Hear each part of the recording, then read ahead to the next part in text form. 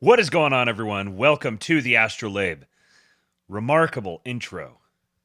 Got to give a big shout out to the king of the Zoomers, Cooper Brooks, for creating the foundation upon which Lex DeBlanca built to create that amazing intro. I saw someone commented. I forgot to reply to this, but someone commented and said that they're upset because they've been watching or they've just listened to it for a while to the show and they haven't been actually watching it. And then he went and watched, and I think it was Top Shelf Theology. I think that's who it was. He said he watched it and he was blown away by the video. So once again, I have to give credit to Lex DeBlanca and Cooper. I played no role in it whatsoever. Well, I mean, I suppose I was kind of the one who created the kind of awkward, goofy-looking animation on the first one, but it was Cooper's musical brilliance and Lex DeBlanca's AI video wrangling mastery. Oh, welcome, guys! Do me a favor and hit the like button. This is gonna be a good one. This is gonna be so much fun. There's so many there's so many good videos in this one. You guys are not ready for it. Andrew Starr says, are you on Rumble as well? I have tried to get set up on Rumble before, and it was a little bit of a pain in the ass, and so I just kind of bailed on it. I would like to get set up there again, but I've got a lot of things on my plate right now, so I imagine it would probably be good. It seems like it's worth taking seriously now. It's no longer in the like Odyssey or BitChute camp. But yeah, it's something like, I remember when I tried to connect it, like if I have to initiate the stream on Rumble and then come over and initiate it here. And it's something, basically Rumble's trying to set themselves up to where they can, they basically serve as the like StreamYard or Restream. And so you use it as your base of operations. You set up the stream there, and then you can push it to other platforms, which I can appreciate from a business perspective. But for me right now, I've got my workflow, and it's hard to get me out of that unless you're going to give me something that streamlines it. But it is somewhere on the to-do list to ultimately get over there. American Lip Pillow. Yeah, I got to get the Lip Pillow installed. All right, so I don't want to spoil too much for what we're going to get into here today, so I'm just going to launch. We got a member chat from Georgie P. He's been a member for 4 months. He says, we're going to Fort Knox, the fabled Fort Knox, and a salute and a pig dirk. Yes, we're going to talk about Fort Knox here a little bit more in like the back half of the show. Then we got $10, 10 cold, hard Federal Reserve notes from Andrew Starr. Says, let's get some chats flowing for a good one. Labians unite. Welcome, Labians. Let's get started with a submission for the, this is the Wife Jack corner. You've got a submission from my very own Wife Jack. She knows what makes it move, so to speak. This is, for those who know, for my sports ball appreciators out there, this is Taylor Lewan, former offensive tackle for the Tennessee Titans. Notes here real quick. Next on the docket, should we add the guitar solo to Freebird to the national anthem? I think that's I feel like it's a clear yes. I feel like if you just get to "and the home of the,"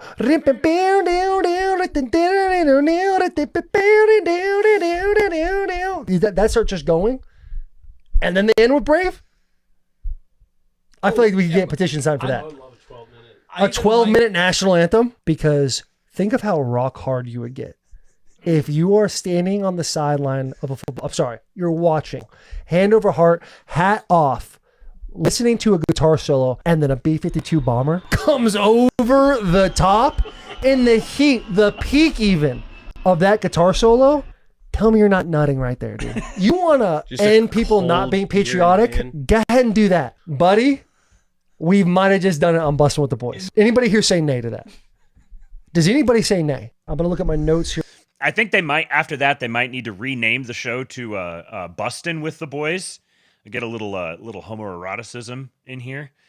I'm down. I'm down with this proposal. Can we get a 12+ minute national anthem? Every single time the national anthem is going to be played, everyone is going to stand there, hand over their heart, for 13 and a half minutes. All the other countries, there's you got some of these little shithole countries that have like one short little brief anthem. No, man. 13 and a half minutes. You're going to get the normal minute and a half plus a 12-minute Freebird guitar solo in the middle of it. This has to happen. It absolutely has to happen. Speaking of patriotism, there's a hockey match tonight, I understand, between the U.S. and Canada. We'll see how many fights there are this time around. But Kate was saying in the chat, or maybe it was in the Kingpill Discord the other day, kingpill.com, go join. She said something about how apparently the U.S. hockey coach is kind of a wild one, and he is indeed. Mike, I'm just curious what you thought the three fights off the opening couple of face-offs did in terms of setting the tone and message for your team. Look, President Trump called us in the locker room before the game. He said he'd be watching from the White House and that he wanted to see us feed those dirty Canucks some knuckle sandwiches before he feeds them some tariffs next month. That fired us up, and we knew it was our fucking duty to drop the gloves. Those goddamn Patriot Kachuk brothers answered the call. Patriots! JT Miller jumped in the mix, too. We dusted those moose-humping Eskimo bastards in all three fights, and then we turned around and proceeded to curb stomp them 3-1 in the actual game. You know, hockey was the one thing Canada used to have on us. But after that beatdown tonight, they might as well become the 51st state. And anyways, see you guys in the finals. Yes, definitely AI. But in my head canon, it's true. $10 super chat from Duffhead. He says, I'll second Andrew, keep the fat chats flowing. Well, listen to the man. You hear what he said? Keep the fat chats going. I have a bottomless appetite for super chats. I will gladly sit here and just read super chats the whole time and ignore all of the great content that I have prepared for you. Let's see. What was the next one? Okay. So the first one was from Wife Jack Corner, and this one here is for Wife Jack Corner. This little dude here, his birthday wish was to have Donald Trump attend his birthday party, so they got a lookalike.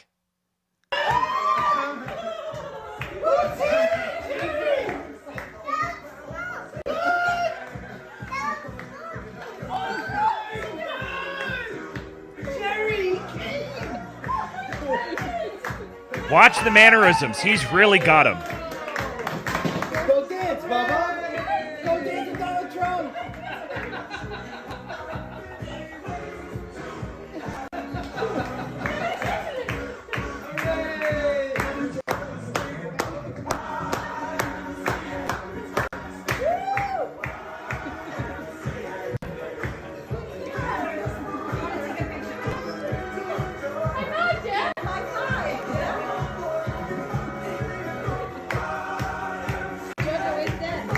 You want to take a picture, Bubba? I do.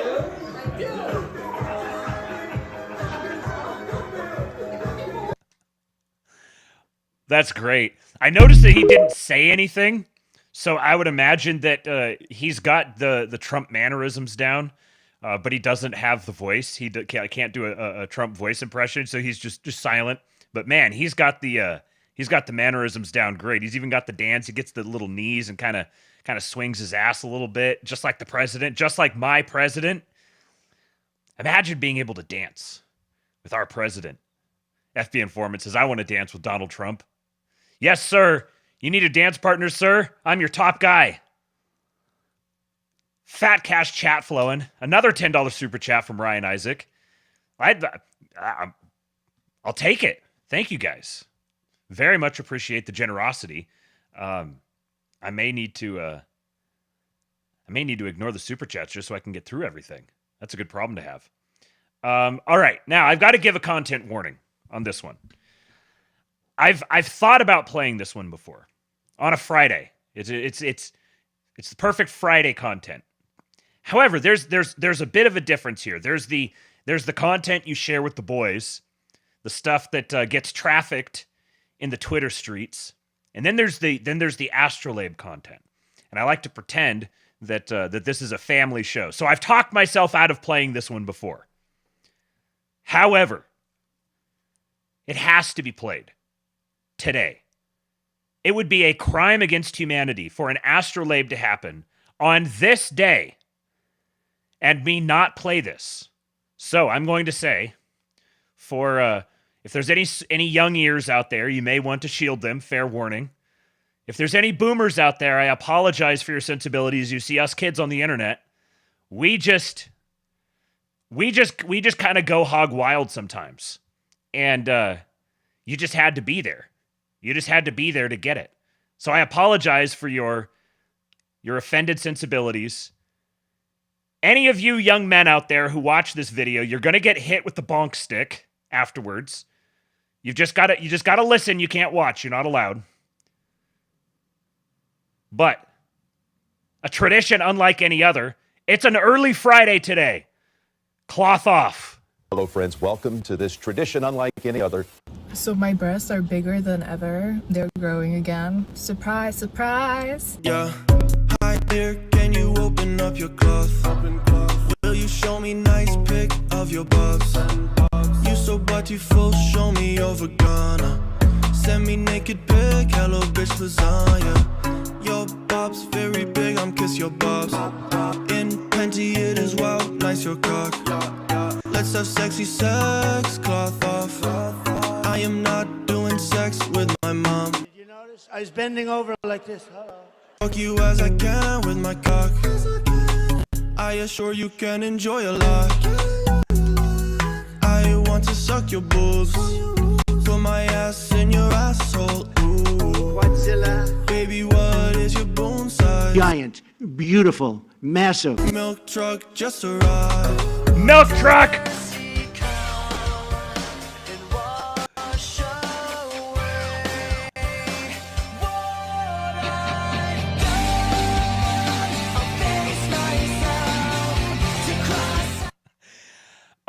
It happened.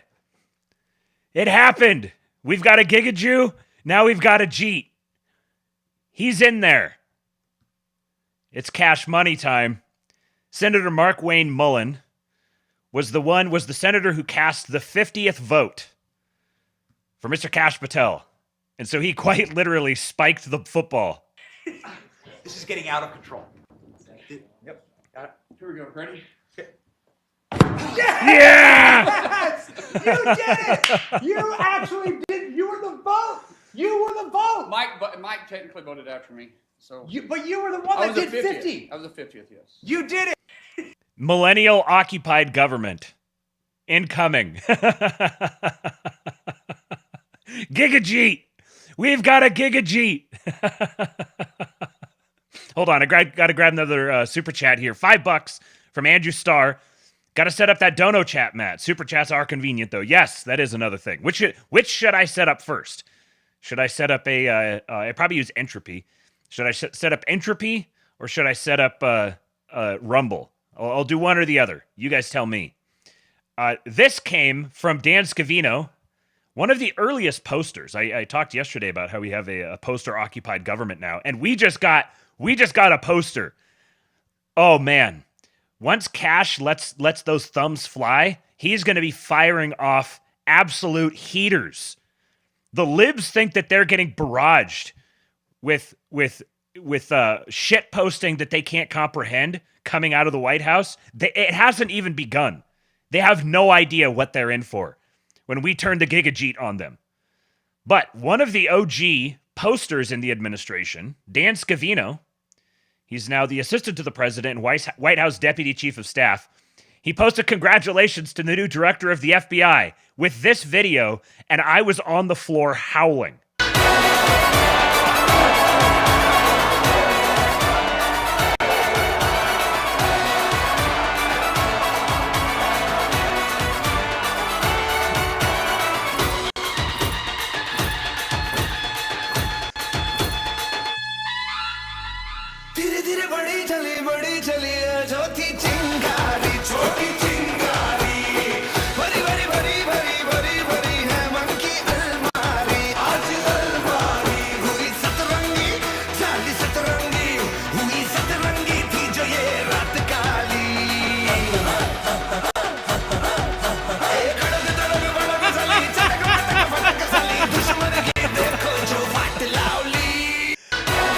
Oh my God, how is this real life?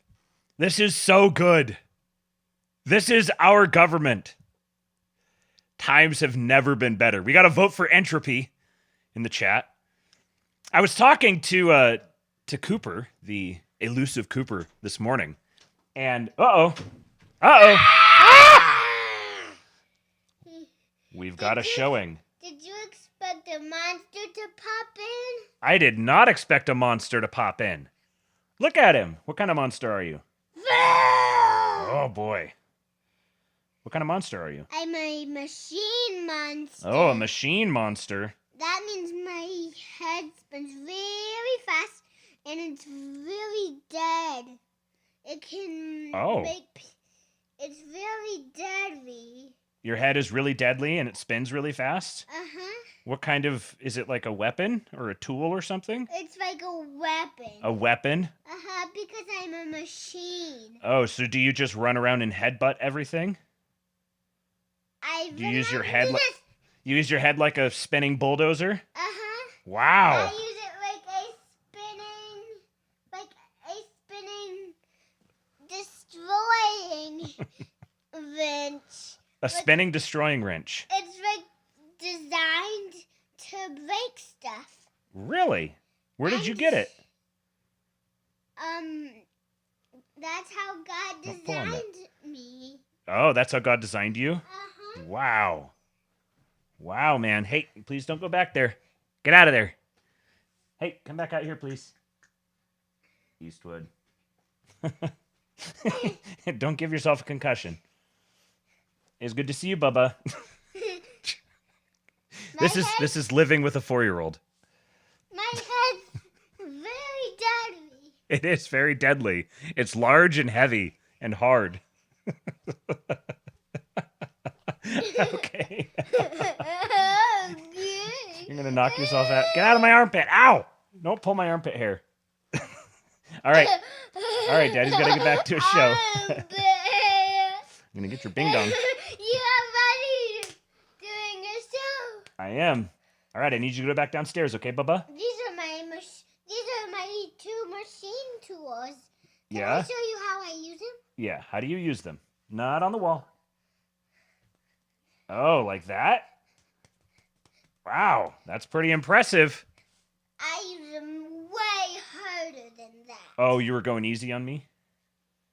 Uh-huh. All right, I need you to take him back down to Mommy now, okay? So that I couldn't hurt you. Oh, thank you. I appreciate that. Love you, big guy. Mama, I'm coming. Mama, he's coming. Okay, what was I saying? Oh, so many oinks in the chat. Mama, tell him that that Uncle Buck said hi Eastwood in the chat. She said I didn't send him up here. What was I saying? Oh, so I was talking to Cooper this morning, and it hit me that we've got like archetypal examples of every single generation represented within this administration. So we've got like the archetypal boomer. Then we've got like the archetypal Gen X guy, Elon. We've got the archetypal millennial in JD Vance. And then we've got the Doge team, which is, I would argue, going to become like the archetype of the Zoomer. The characteristics of the Doge team are what people are going to associate Zoomerdom largely with. I think that the Doge boys have already redefined the Zoomer generation in the collective mind. Yeah, there's no Gen Alpha there, but I mean Gen Alpha is like Eastwood. I mean, maybe we'll get Eastwood appointed to elected office. So what can we expect from Mr. Kash Patel? He's done many interviews. It's surreal thinking about having a director of the FBI that is this plugged in. He's been on Tim Pool, I think, multiple times. He's been on the Sean Ryan show. He's been on with Glenn Beck. He's been a regular within the podcasting circuit. He was part of Trump's first administration. You'll see he's going to comment on that in a couple of these videos I'm going to show you. But The director of the FBI is now the most like us of any director of the FBI ever. He's directly culturally from the land of the posters. He's a Long Island. I'm pretty sure he's a Catholic. I've seen conflicting stuff on this, but I'm pretty sure he's a Catholic. Long Island Catholic Jeet dude who plays hockey and is totally like a brawler. He's the guy that, you know, it's funny having him be a law enforcement officer because he's the guy that I'd expect to show up at the bar with the cocaine, you know, ready to go. But he's also someone who has been intimately involved in some of the deepest schemes of the regime. He knows, as they say, where the bodies are buried. Exactly. He played a prominent role in this documentary that was made about the whole Russiagate, the ginning up of the Russiagate scandal, called Plot Against the President. And there's a couple of clips here from that where he talks about he's talking about his role in it. I'll just play it. And all of these things sort of started coming together. Oh. Got to put it on 1x. I know there's people who listen to this afterwards. They listen on 2x, and I can't even imagine what it would be like for them if I played it on 2x. And all of these things sort of started coming together in a very unusual fashion. I said, Devin, we're following the money, and I'm going to tell you right now that the DNC and Hillary paid for this. It was 9 a.m. on a weekday, and he literally looks at me and he goes, Cash, if you're going to start drinking this morning, get out of my office. It always goes back to the money, and it's the easiest thing to follow because you have to document it in some fashion. You got to move it in some way. We were able to, pursuant to the judge's authority, allow myself and one other colleague to visit banks' attorneys and review in closed session the records. And we were not allowed to disclose it to anybody what we reviewed. And then finally, on the eve of the ruling of the court, Fusion disclosed that Christopher Steele had been paid by the DNC themselves. There were names that would eventually come out that were being paid by Fusion. Names now that are public, but at the time weren't. Nellie Orr, the wife of Bruce Orr, was being paid by Fusion GPS. We would come to learn to do Russian intelligence information gathering and then submit it to the FBI. We were able to figure out that the attorneys, Perkins Coie, were the attorneys for the DNC. Nellie had been working, Bruce's wife, had been working for Fusion GPS, the folks that Perkins Coie paid $10 million to, and then they took that $10 million and paid Christopher Steele $168,000 to dig up dirt. They paid Nellie Orr, I think, $50,000 to do her research against the president and his daughter, and they fed all of that directly to the Bureau, who then used it in the FISA and in the investigation against the president. So now you've connected the money and the people and put the political party right in the middle of your opponent. It's outrageous. It's funny going through and listening to all of this now because it seems so, it's like run of the mill almost. Oh yeah, they were these organizations they were funneling money to and buying off this thing and that thing and just like blatant corruption. You have the political party funding this Oppo research in coordination with agents of the government. The government's paying for these things. It's just now it's just kind of like, yeah, whatever. But it's hard to recall just how like appalling and shocking this was. 8 years ago or whatever it was. It wasn't that long ago. Only 8 years ago, it was like, what on earth? This is staggeringly corrupt. And yet anybody who tried to talk about it was just kind of like pissing into the wind. You were just like shouting into the void. Now, in 8 years, we've gone from that to all this stuff getting completely blown wide open. And one of the guys who was central to that investigation and who was himself directly surveilled in retaliation for his role in the investigation from the first administration now is the director of the FBI. Now, maybe this might not have hit as the same 2 or 3 months ago, but after the way the last month has gone, how aggressive they've got what's her name? Kristi Noem. Basically threatening to kill illegal migrants, dressing up and getting all glammed up and going on camera and telling illegal migrants, we are going to fucking kill you. Can you imagine what it's going to be like with Kash unleashed? Here's another clip.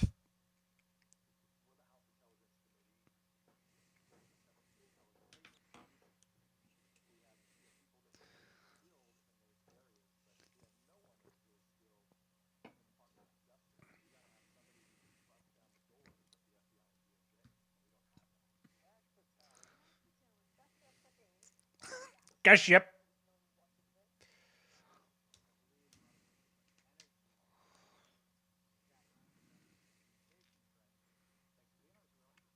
No sound, huh? The delay is such a pain. There's no reason for no sound. All right. We're the House Intelligence Committee. Now, hopefully we have sound. Give it another minute with the delay.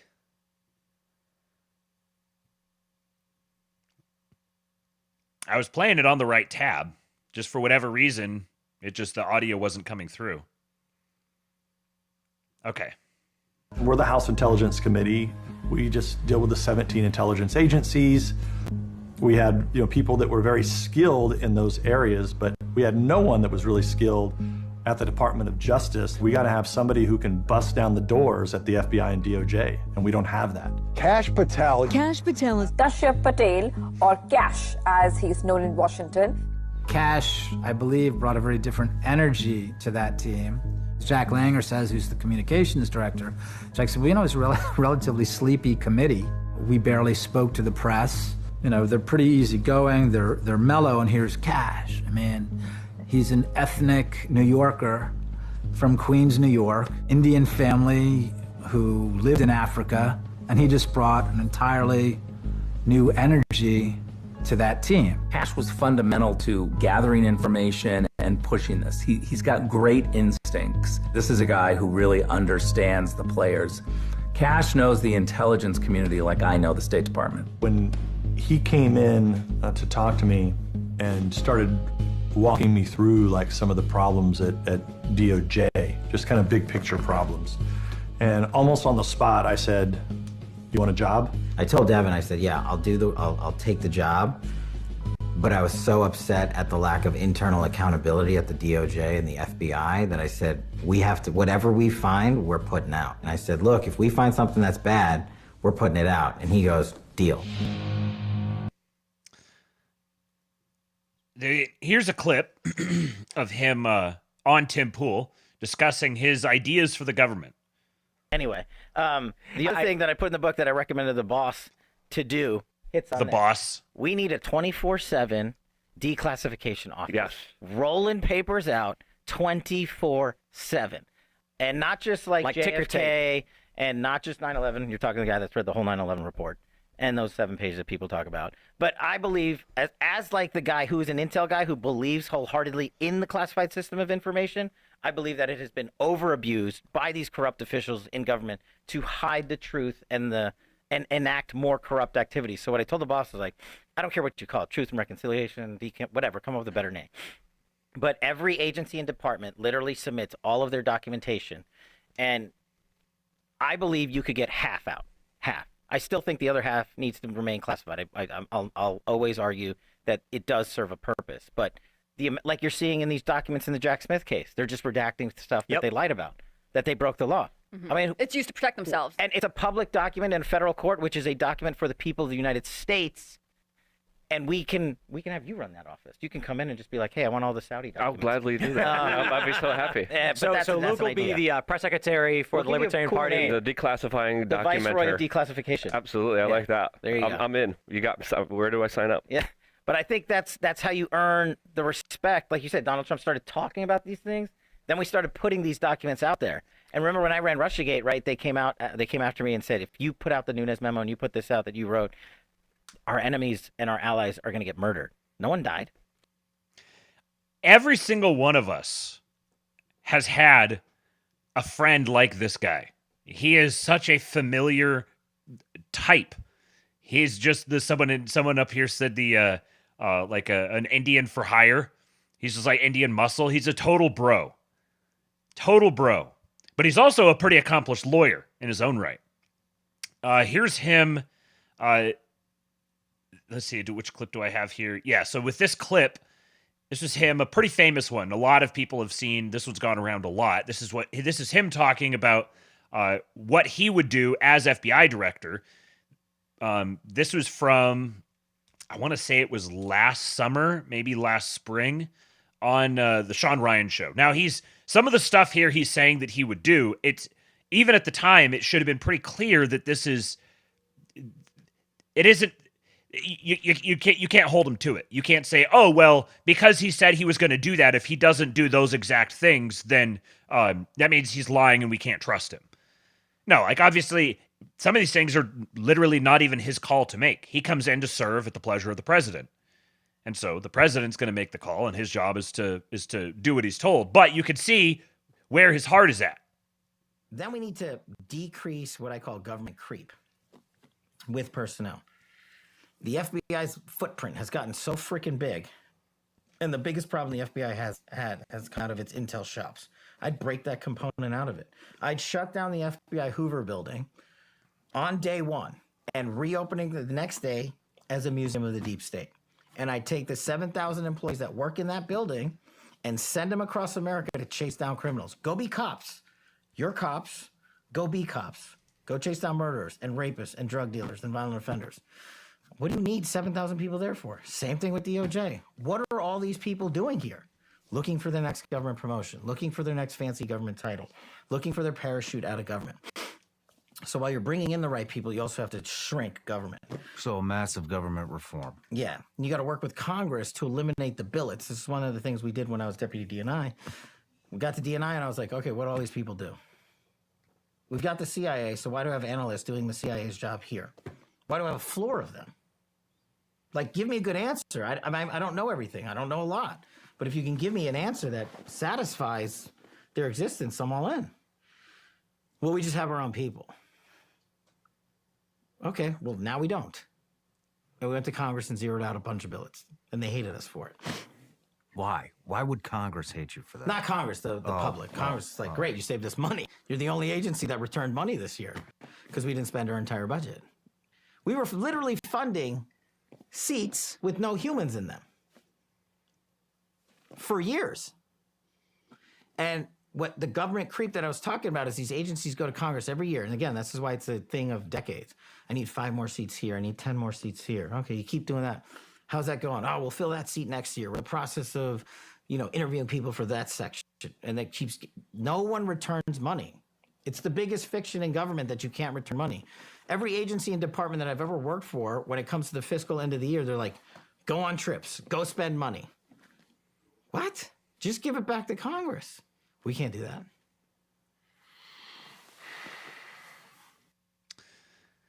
Kate says, so did Kash have the role that Tulsi now occupies? No, he was a deputy. Let me see what his exact role was before. He would have answered directly to the DNI, which is what Tulsi is now. So he was a senior aide to House Intelligence Committee Chair Devin Nunes. So he started off as a senior aide, and then he was the senior director of counterterrorism at the National Security Council. Then, while he was on the National Security Council, he led a secret mission to Damascus in early 2020 to negotiate the release of Majid Kamalmaz and journalist Austin Tice, both of whom were being held by the Syrian government. The negotiations were unsuccessful. Then he had a role as an informal Ukraine policy specialist role. Some advisors, including NSC official Fiona Hill, allege that soon after joining NSC, he assumed the role of an additional independent back channel for the president, even as he was seen as underqualified for his portfolio, which covered the United Nations. Advisors such as Hill, who had an uneasy relationship with Trump, raised red flags when Trump referred to Patel as, quote, one of his top Ukraine policy specialists, and as such wished, quote, to discuss related documents with him.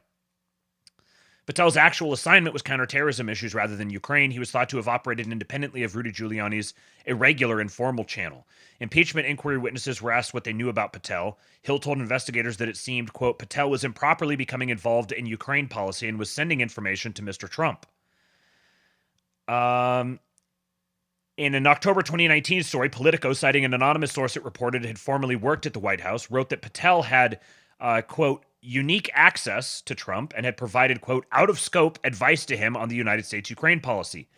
Patel denied the claims and sued Politico for defamation, seeking $25 million in damages. The case was dismissed in April 2020 due to the court not having jurisdiction because Patel was not a resident of the state where the suit was filed. No money was awarded.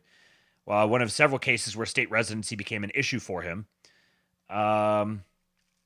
Then on December 3, 2019, the House Intelligence Committee's report included phone records acquired via subpoenas to AT&T and or Verizon, including a 25-minute phone call between Patel and Giuliani on May 10, 2019. The call occurred after Giuliani and Patel attempted to call each other for several hours, and less than an hour after a call between Giuliani and Kurt Volker. 5 minutes after that call between Giuliani and Patel, an unidentified phone number called Giuliani for over 17 minutes, after which Giuliani called his associate, Lev Parnas, for approximately 12 minutes. In a statement to CBS News on December 4, 2019, my birthday, Patel denied being part of Giuliani's Ukraine back channel, saying he was, quote, never a back channel to President Trump on Ukraine matters at all, ever, and that his call with Giuliani was, quote, personal. So then in February of 2020, he moved to the Office of the Director of National Intelligence and became a principal deputy to acting director Rick Grenell. Later that month, he was part of Trump's entourage during a state visit to the Republic of India and was noted in press reports as one of 2 Americans of Indian descent to accompany the president. And then he was the chief of staff to the Secretary of Defense under acting Secretary of Defense Chris Miller. Patel reportedly argued that Esper was disloyal to Trump by refusing to deploy military troops to Washington to quell the George Floyd protests. He was at the Pentagon for 3 months. And then after, actually, let's see here. Foreign Policy magazine connected the move to Trump's, quote, refusal to accept the election results. Based on interviews with defense experts, Alex Ward of Vox suggested that Patel's appointment was, quote, not sinister and would not change much, and may have been an effort to accelerate the withdrawal of troops from Afghanistan. According to an unnamed source quoted by Vanity Fair, Miller was a, quote, frontman during his time as acting Secretary of Defense, while Patel and Ezra Cohen-Watnick were, quote, calling the shots at the Department of Defense. Another source told the magazine that Patel was the most influential person in the U.S. government on matters of national security. After the November 2020 election, Patel reportedly blocked some DoD officials from helping the Biden administration transition team, although he'd been designated to lead the DoD's coordination with them. He also supported a departmental initiative to separate the NSA from the U.S. Cyber Command. And then there was one other thing here.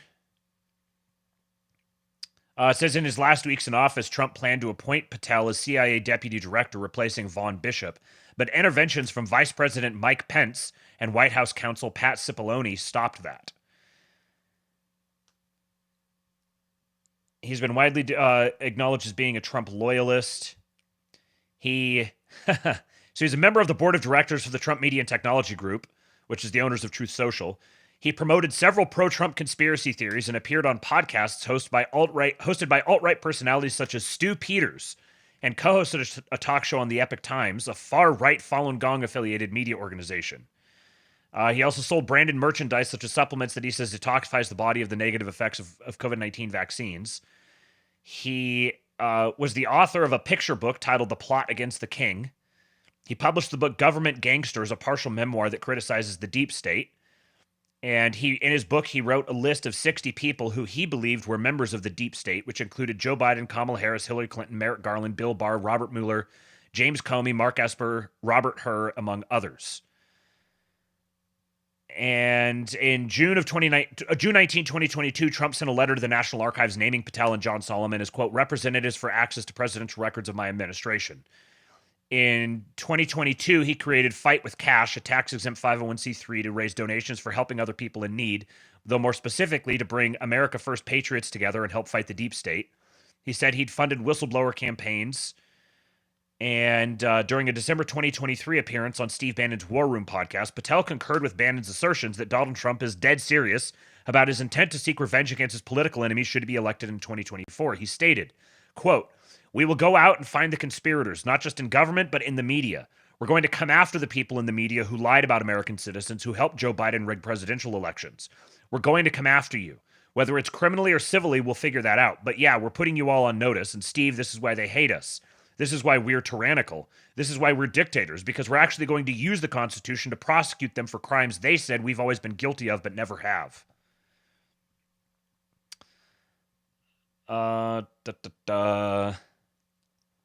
Anyways, so he also, I was looking for details here about him and his lawsuit. Maybe it's not been updated on Wikipedia, but my understanding, he mentioned it in the Sean Ryan interview, that he's in the process of, he was suing someone, and that's what I was trying to figure out, is who it was that he was suing, regarding getting his, having it revealed to him by, I think it was Google, that came to him and said, "Hey, just FYI, the 5-year statute of limitations or whatever is up, and we can let you know that these government entities requested information on you that was subpoenaed from us, and we had to give them that information, and we can't tell you for 5 years. At the end of that 5 years, we can tell you. Now we're telling you." And so he found out that he was being surveilled through them subpoenaing data from from big tech companies. That's how he realized that he was actually being targeted as well. So he said in that interview that he had a lawsuit, but it may not be public knowledge yet. Let me catch up on the chat here real quick because I wasn't looking at it while I was reading. Chris Summers says if 2020 represents hindsight, 2025 represents acting on that hindsight looking forward. That's a good point.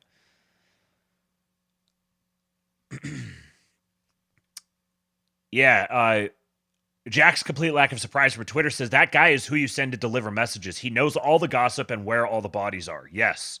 He's a hatchet man.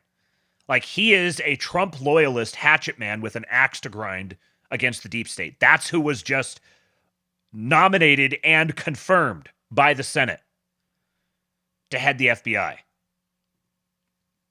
Here's another clip of him talking about Lisa Page and Peter Strzok.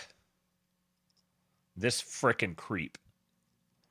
Remember the Lovebirds text from, this is a beauty, the Lovebirds text from FBI, DOJ land, Russiagate, Strzok and Page were texting each other. They were running the Russiagate investigation against Trump. They were the head of the counterintelligence unit at the FBI, and they're having an extramarital affair together. Can't make this stuff up. They're sending each other texts about how much they hate Trump and are going to create an insurance policy to stop Trump. Then we finally find those text messages. You know what the FBI and DOJ do for like a year? Redact them to congressional investigators and congressional men and women running the oversight of their agency. That's just one example. But it gets even better. Here's the deep state full circle. Just last week, do you know what Strzok and Page received from the Department of Justice? What? A $1.5 million payout to settle a lawsuit that Strzok and Page brought for the improper disclosure of their personal text messages on FBI phones. And the DOJ just rewarded them. They broke the law. They broke the chain of command. They broke every regulation there is in the FBI. They weaponized the system of justice against a political target they hated. We found those text messages, and we got them declassified finally in full when I became Deputy Director of National Intelligence. And the world has now seen them, and they can read them. And that's the best form of transparency. That's why I want this 24/7 declassification office. Don't have me regurgitate it to you. Read it. Get the documents, get the files, get the memos. But the deep state came full circle and gave these guys a payday for rigging a presidential election and breaking the law. Justin D says, did Strzok get a pardon because I'd love to see him frog march? No. I just asked. I didn't think so, and I just confirmed with Grok. And no, he did not get a pardon. And he just deleted his entire Twitter timeline a day or two ago, which is kind of silly. Like, what does he think that by deleting all of those tweets that they can't come get them anymore. You'd think, of all people, you would think he would know that data is still preserved on X's servers. Just deleting it publicly doesn't remove it from Earth. It's still there. If anything, it makes you look even worse. It looks like you're trying to run from something. Now, interestingly, the vote was, it wound up being 52-48, and Collins and Murkowski voted against him, voted no on Kash Patel, but Mitch McConnell voted to confirm him, which is very interesting. The other, so like, I don't know, Tulsi Gabbard and RFK were beyond the pale, but Kash Patel, I mean, Mitch McConnell he's like Jimmy Carter status. You remember when they like wheeled Jimmy Carter out on a gurney? And they're like, he's so excited to vote for Kamala Harris, and he's just like, that's where Mitch McConnell is. And he announced today that he is going to be not seeking re-election next year, which means Kentucky's going to have an open Senate seat. And I agree with Tom Luongo here. This is the preamble to him stepping down for personal reasons before the midterms. I believe that there has been some horse trading going on with the Senate. In part because they've been so acquiescent so far. I mean, literally, they didn't get Matt Gaetz, and they've gotten everyone else. I guess jury's still out on Elbridge Colby, but they've just laid over for all of his nominations. And here's the thing: like, before they cast their votes, they know what the votes are going to be. I guarantee you that Mitch McConnell, when he voted against Tulsi Gabbard or RFK or whoever he voted against, he knew that they were going to be confirmed anyways. So the vote against him is basically symbolic, which means him voting for Kash Patel here is also basically symbolic, because there was a whole other senator beyond him, and there was J.D. Vance as the tiebreaker. And J.D. Vance was not present for the vote, so they knew what the votes were. They already knew that they weren't going to need him as a tiebreaker before this happened. So it's interesting to me that I wonder if I don't know what the point is of having Mitch McConnell vote for him. Is it just he's on the way out? He votes for him, so it's not like he's just got to try to keep the MAGA crowd off of me or something, because he's on his way out anyways. It's very interesting, but I do think that I don't even know if he's going to survive until the midterms, but I definitely think that he's going to get he's going to step down beforehand.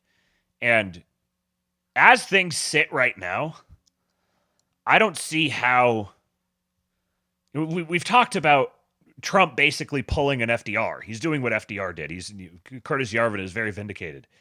He's setting up the Republican Party to be the ruling party, the inner party for at least a decade, if not two, if not three. The Democrats are in complete disarray. They have no talent. They're losing the money. The entire funding mechanism that got them to this point is being revoked from them at the same time that they're becoming totally politically toxic. They have nothing to consolidate around. And what are they going to run on in 2026? That they're going to block Trump from abolishing the IRS and repealing the income tax? Like, how are you going to run against that?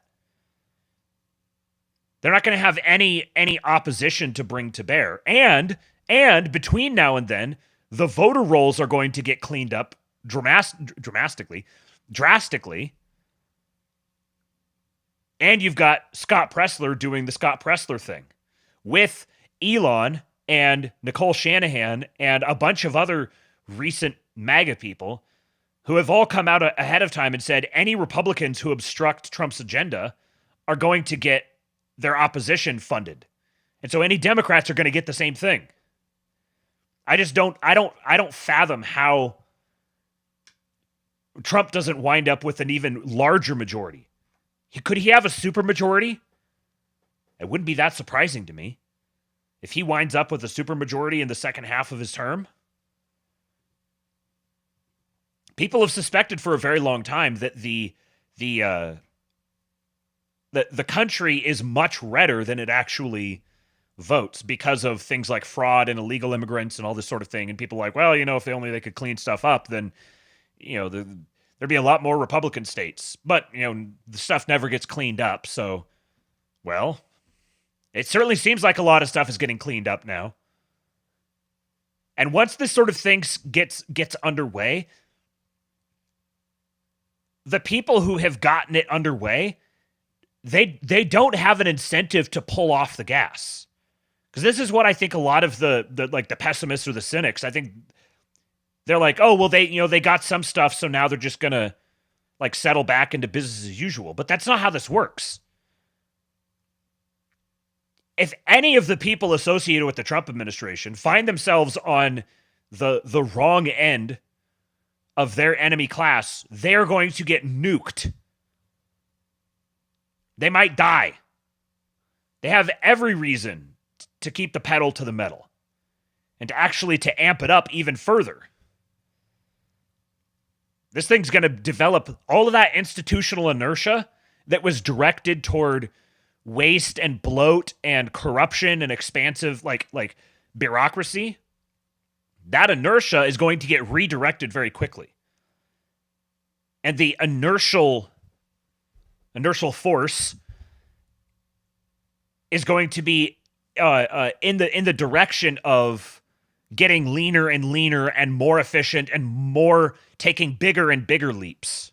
This is the way that the institutions are going to function now for the foreseeable future.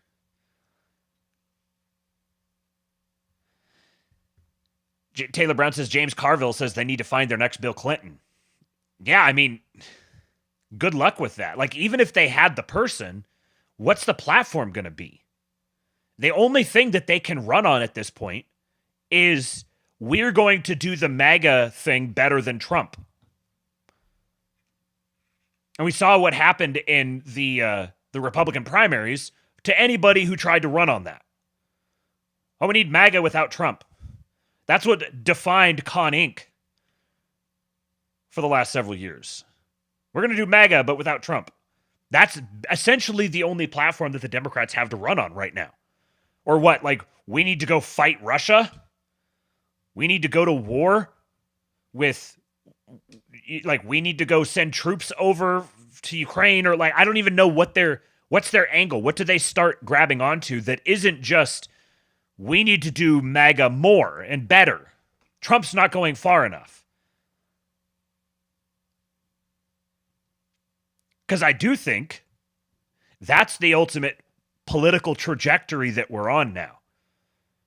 Whatever replaces MAGA, I suspect is going to replace MAGA on the basis of MAGA doesn't go far enough.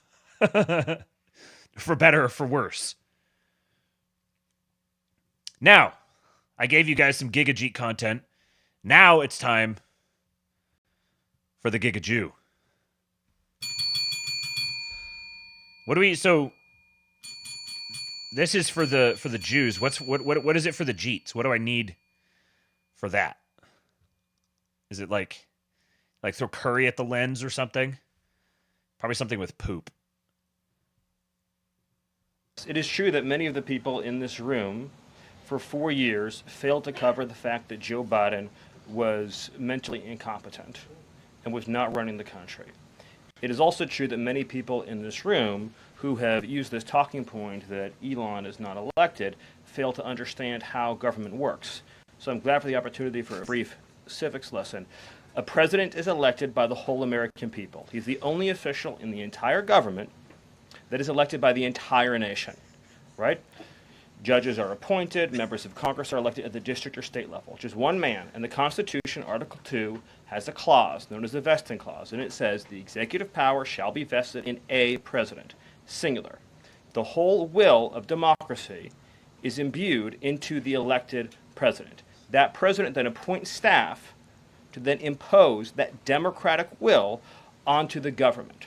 The threat to democracy, indeed the existential threat to democracy, is the unelected bureaucracy of lifetime tenured civil servants who believe they answer to no one, who believe they can do whatever they want without consequence, who believe they can set their own agenda no matter what Americans vote for.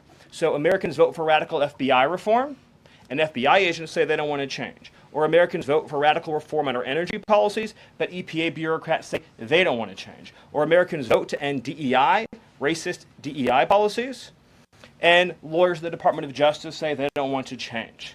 What President Trump is doing is he is removing federal bureaucrats who are defying democracy by failing to implement his lawful orders, which are the will of the whole American people. I love the condescension. He's like, all right, guys, I'm going to teach you how the government works. Your job is to cover the government, and you don't know how the government works. So I'm not just going to teach you how the government works. I'm going to teach you how democracy works. You guys like to yell and scream about democracy? Well, here, we are going to define democracy for you. What democracy is what the president says goes. That's what democracy is. Executive democracy. Shout out to Taylor Brown. We're going to get that going. Executive democracy. We have a powerful chief executive whose responsibility is to execute the democracy for the people.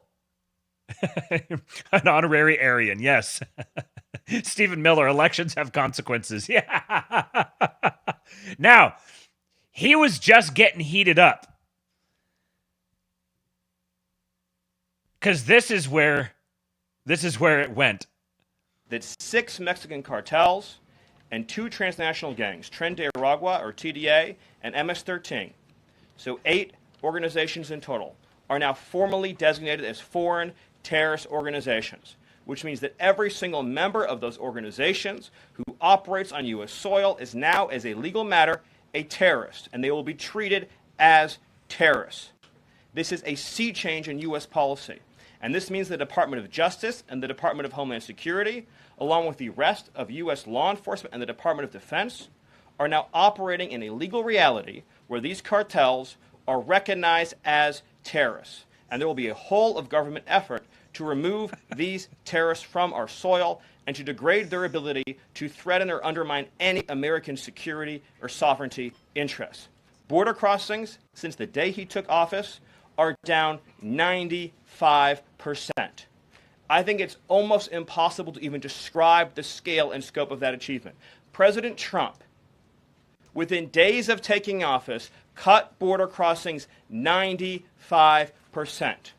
And those few who have dared to cross are being either prosecuted or deported.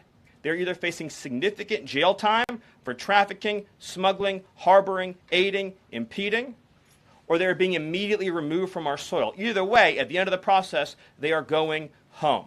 He's re-implemented Remain in Mexico, and he has obtained historic cooperation from foreign countries all around the world in accepting their deportees back. And he has used the United States military to fully seal the southern border with a historic deployment of both active duty and National Guard troops, resumed the building of infrastructure, he has opened up Guantanamo Bay, and he's using military aircraft to carry out deportations all across this country. And ICE is joining with ATF, DEA, and FBI to carry out the largest deportation operation in American history.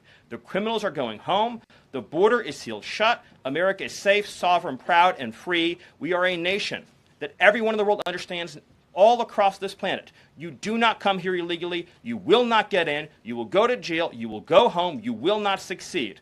This is the biggest and most successful change in any area of law enforcement that this nation has ever seen, and he did it in under 1 month. Thank you. I love him so much.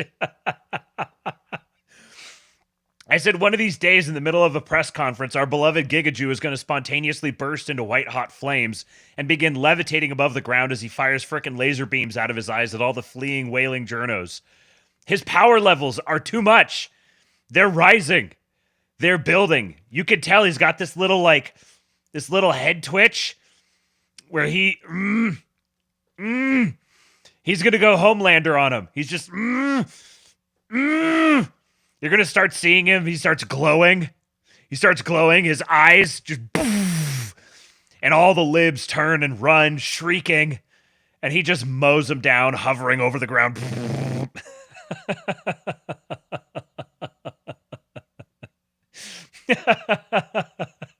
Justin said he's making eye contact with like 3 people. I wonder how uncomfortable that seat is. Yeah.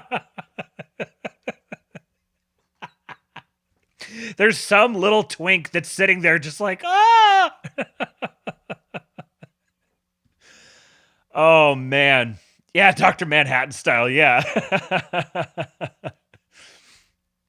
So this was an interesting, relevant tweet yesterday. The America said, making U.S. State Department under President Trump has officially designated the following as foreign terrorist organizations, and it listed off the different cartels: the Sinaloa cartel, MS-13, Tren de Aragua, and Elon says that means they're eligible for drone strikes. Alrighty then, sounds good. Let's go. And I had this one sitting in the hopper. The United States is now using MQ-9 Reaper drones to target Mexican drug cartels. This is a war that I am absolutely fine with President Trump engaging in, because he's not starting it, he's ending it. We're seeing these Reaper drones quite literally on the hunt in international airspace over in Mexico, looking for the criminal drug cartels and their fentanyl labs. They are ramping up their operations and combating these criminal organizations, something that the president, of course, promises to designate them as a terrorist organization. So these are called MQ-9 Reaper drones, and they're out there carrying out these stealthy, covert missions. And they are not currently armed, but they can be equipped with payloads for precision strikes. The CIA, however, has not been authorized to use these drones to take lethal action, officials told the New York Times, adding that they do not envision using these drones to conduct airstrikes. For now, the CIA officers in Mexico are passing information that is being collected by these drones to Mexican officials. They are adamant about finding these fentanyl labs, dismantling them, which apparently emit chemicals that make them easier to find from the air. And that's why they are doing this from the air with these drones, because of that access. Now, the CIA has reportedly flown surveillance drones to hunt cartels inside Mexico before, partnering with Mexican authorities. But here's the deal. With the more recent flights that were communicated to Congress, they were actually under the Trump administration using a particular notification that's reserved for new or updated covert programs that the CIA intends either to conceal or deny. That is what a source familiar with the matter said, adding that the notifications made no mention of Mexican partners this time around. So we talked with Darren Gobb. He is a geopolitical strategist, a U.S. Army veteran, and a former Black Hawk pilot, about the CIA's covert drone missions in Mexico. Take a listen to what he said. Look at our SecDef, man. Just, with Grug standing behind him. The men are in charge. For the most part, I do not want to see America trounce on its own constitution and just invade a foreign nation without a well thought out concept of how you get there, and having the people of this nation accept the risk through Congress to do something. Now, I'm not saying that we would decide to, quote, invade Mexico, but if you're crossing the border into a foreign country with the U.S. military forces intent on accomplishing something like that, that looks a lot like an invasion. And the framing here is just infuriating. Just infuriating. This nation you're crossing into has been facilitating an invasion into our country. They've been invading us. These are ruthless crime organizations that function as effectively government operations. So yes, it is absolutely appropriate to send forces over there. It's even better if you're just dropping Hellfire missiles on them. Yes, please do drone strike the cartels. This is like No. We have to. We can't trample on our competition, on our Constitution. We can't send people into marching into a foreign country. No, we must maintain the status quo, which is where millions of them just flood across here. Every year, they just flood over here. Rape, murder, pillage. We just accept that. We're just going to live in a third world country now because it would be unconstitutional to send forces into a foreign country. All those poor, peaceful Mexicans are just sitting there. Oh, they're just hanging out, just doing nothing, minding their own business. And we're going to send soldiers there? No, you've just changed the situation significantly. Now, Nicole, when it comes to the Mexico side of things, President Sheinbaum, she was pressed on these drones reaching that airspace over in Mexico. She kind of played it off today during a news conference, just saying it's part of a little campaign. Now, when it comes to the president, he, of course, day one, said he was going to crack down on the criminal cartels. This week, Nicole, we expect the president to make that formal designation of that terrorist organization for at least 6 cartels and gangs over in Mexico, Nicole. So we'll be waiting for that this week. All right, so Allie, let's talk about your report yesterday. Border Patrol had stopped using body cameras because of possible detection by criminals, but it sounds like that move is already now being reversed. Yeah, and about face already just a few days after that initial alert was sent out, telling Border Patrol that they needed to stop using their cameras right away. And it was because of a couple of reasons here. So one of the reasons was that these cameras actually emit a radio frequency that can trip off improvised explosive devices. The other issue was that there was information circulating on social media, quite literally giving a play-by-play on how to kind of tap into these systems and find out where these agents and officers are. So right now, Nicole, I have reached out to Axon, who is a manufacturer, and also to Border Patrol to find out what the fix is, because today they said the stand down is lifted. They are now set to resume normal operations and wear those cameras again. However, I haven't heard from Axon or CBP on what the solution was or how they're mitigating this risk, Nicole. Yeah, I'm very glad that she hasn't heard, because obviously OPSEC is something that's rather important here. And when you're dealing with something like oh, I don't know, like our camera might set off improvised explosive devices. So we're going to tell everyone to turn them off so it doesn't happen. Oh, we solved the problem. Well, how did you solve the problem? We're not telling you that. $5 from Duffhead. He says, smash the like button, Labians. We're at 63. We've got 170 watching and only 63 likes. There's 64. Let's get to 69. And then let's get to 109. We get to 109 just so we can get to 110. What was next here? Let's see here. Oh, yes. 48. It's so good. So good to have J.D. Vance as the frickin' vice president. Listen to this. This is at CPAC. This is the vice president. After everything we've lived through for the last 15 years, all the horse shit that we've listened to, now we have a vice president who goes out and boldly declares this. My message to young men is don't allow this broken culture to send you a message that you're a bad person because you're a man, because you like to tell a joke, because you like to have a beer with your friends, or because you're competitive. It's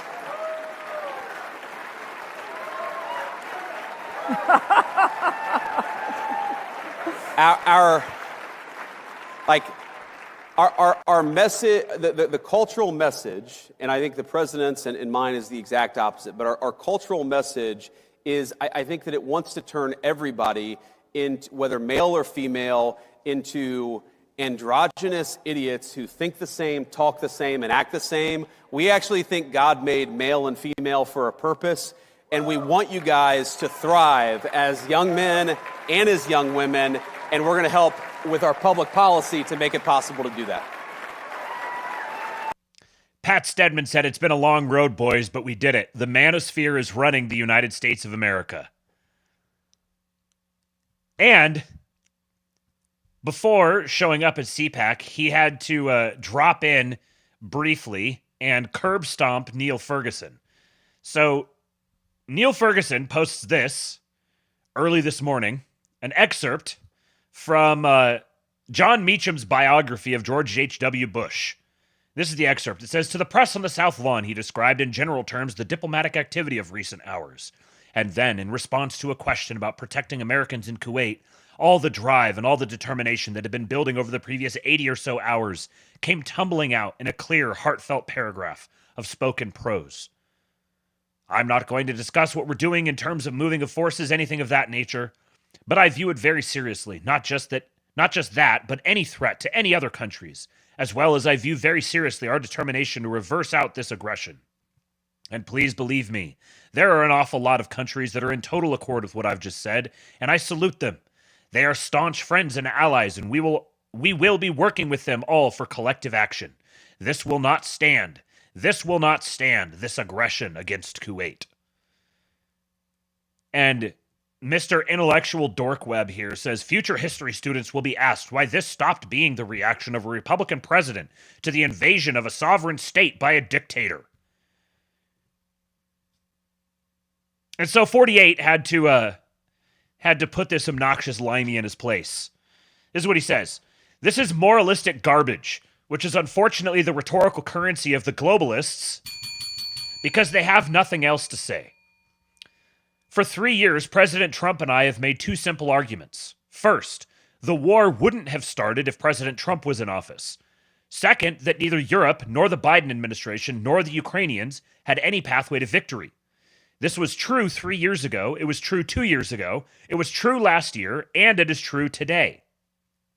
And for 3 years, the concerns of people who are obviously right were ignored. What is Neil's actual plan for Ukraine? Another aid package? Is he aware of the reality on the ground, of the numerical advantage of the Russians, of the depleted stock of the Europeans, or their even more depleted industrial base? Instead, he quotes from a book about George H.W. Bush from a different historical period and a different conflict. That's another currency of these people.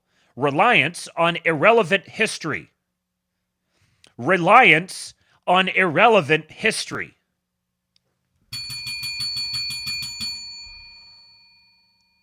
President Trump is dealing with reality, which means dealing with facts. And here are some facts. Number one, while our Western European allies' security has benefited greatly from the generosity of the United States, they pursue domestic policies on migration and censorship that offend the sensibilities of most Americans and defense policies that assume continued over-reliance. Number two, Russians have a massive numerical advantage in manpower and weapons in Ukraine, and that advantage will persist regardless of further Western aid packages. Again, the aid is currently flowing. Number three, the United States retains substantial leverage over both parties to the conflict. Number four, ending the conflict requires talking to the people involved in starting it and maintaining it. Number five, the conflict has placed and continues to place stress on tools of American statecraft, from military stockpiles to sanctions and so much else. We believe the continued conflict is bad for Russia, bad for Ukraine, and bad for Europe. But most importantly, it is bad for the United States. Given the above facts, we must pursue peace, and we must pursue it now. President Trump ran on this, he won on this, and he is right about this. It is lazy, ahistorical nonsense to attack as appeasement every acknowledgement that America's interest must account for the realities of the conflict. That interest, not moralisms or historical illiteracy, will guide President Trump's policy in the weeks to come. And thank God for that. Holy cow!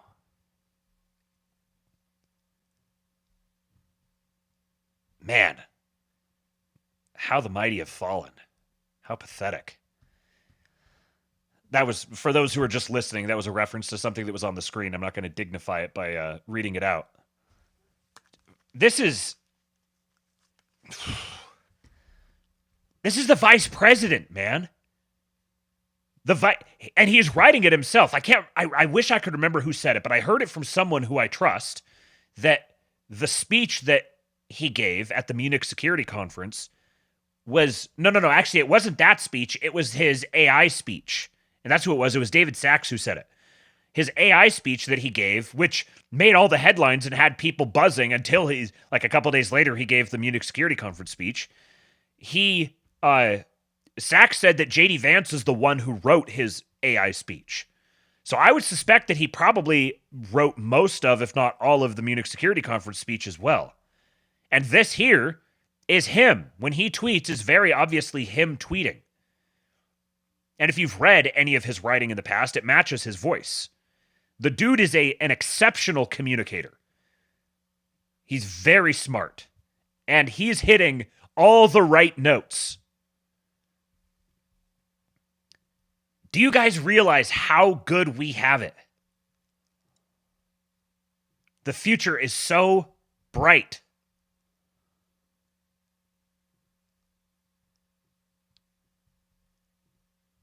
Relatedly, speaking of J.D. Vance, Tucker's most recent episode that he dropped yesterday is, well, here, this is what I wrote. I said, Tucker's an assassin with these interview subjects and timing. Pete Quinones has pointed this out multiple times lately, and he and I have discussed this, that it's very obvious that Tucker is being very intentional with the podcasts that he records, when he drops them and with whom. He's sending a message. And by and large, that message is not to us. He's speaking to the administration and or giving them narrative cover. So, like, one great example was he recorded the interview with the Saudi prince. Al-Walid, I think, which was great. I really like those Saudi guys.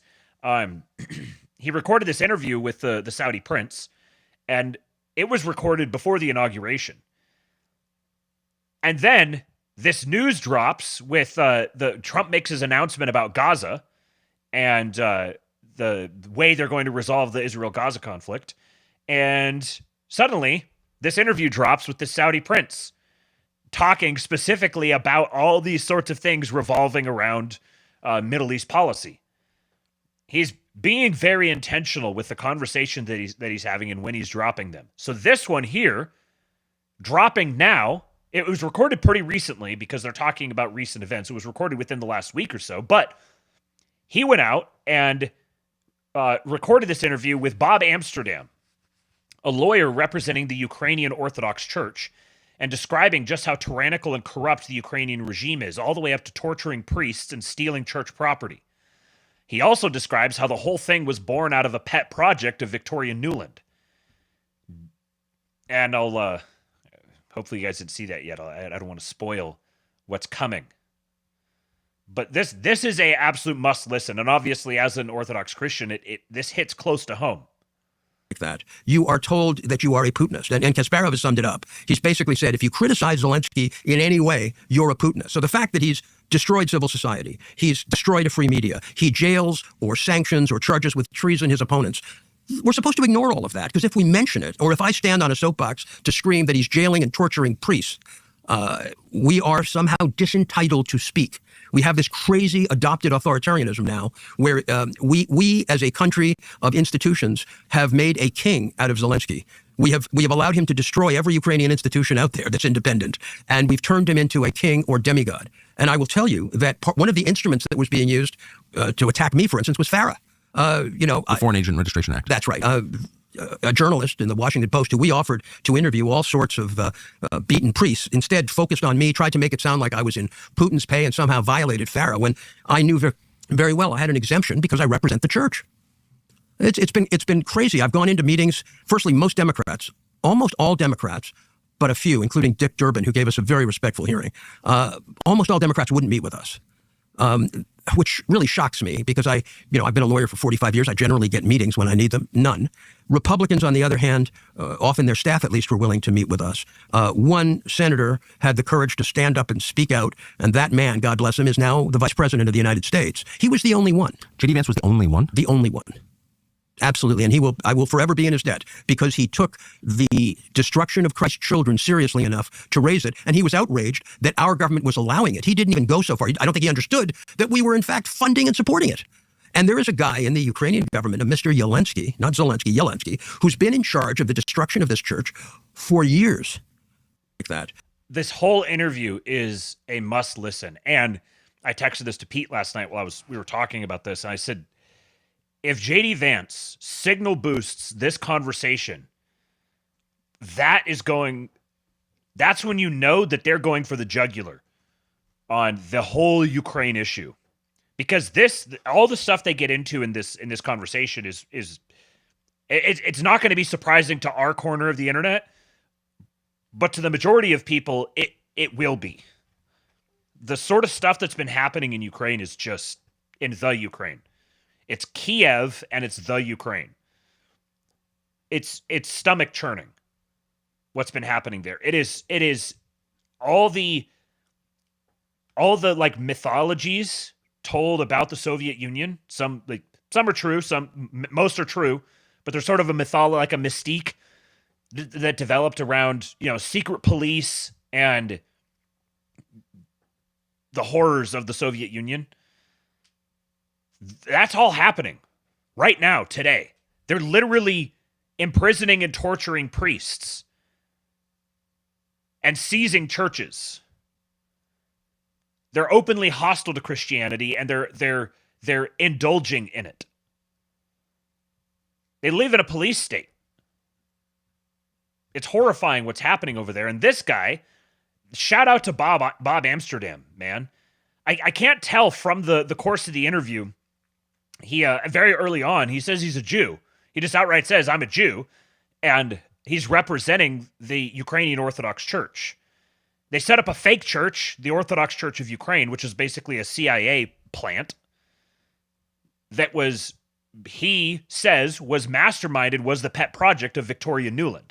Just calls her out directly and talks about the role that the U.S. State Department and the CIA and U.S. senators have played in either openly creating it or running cover for the entire operation.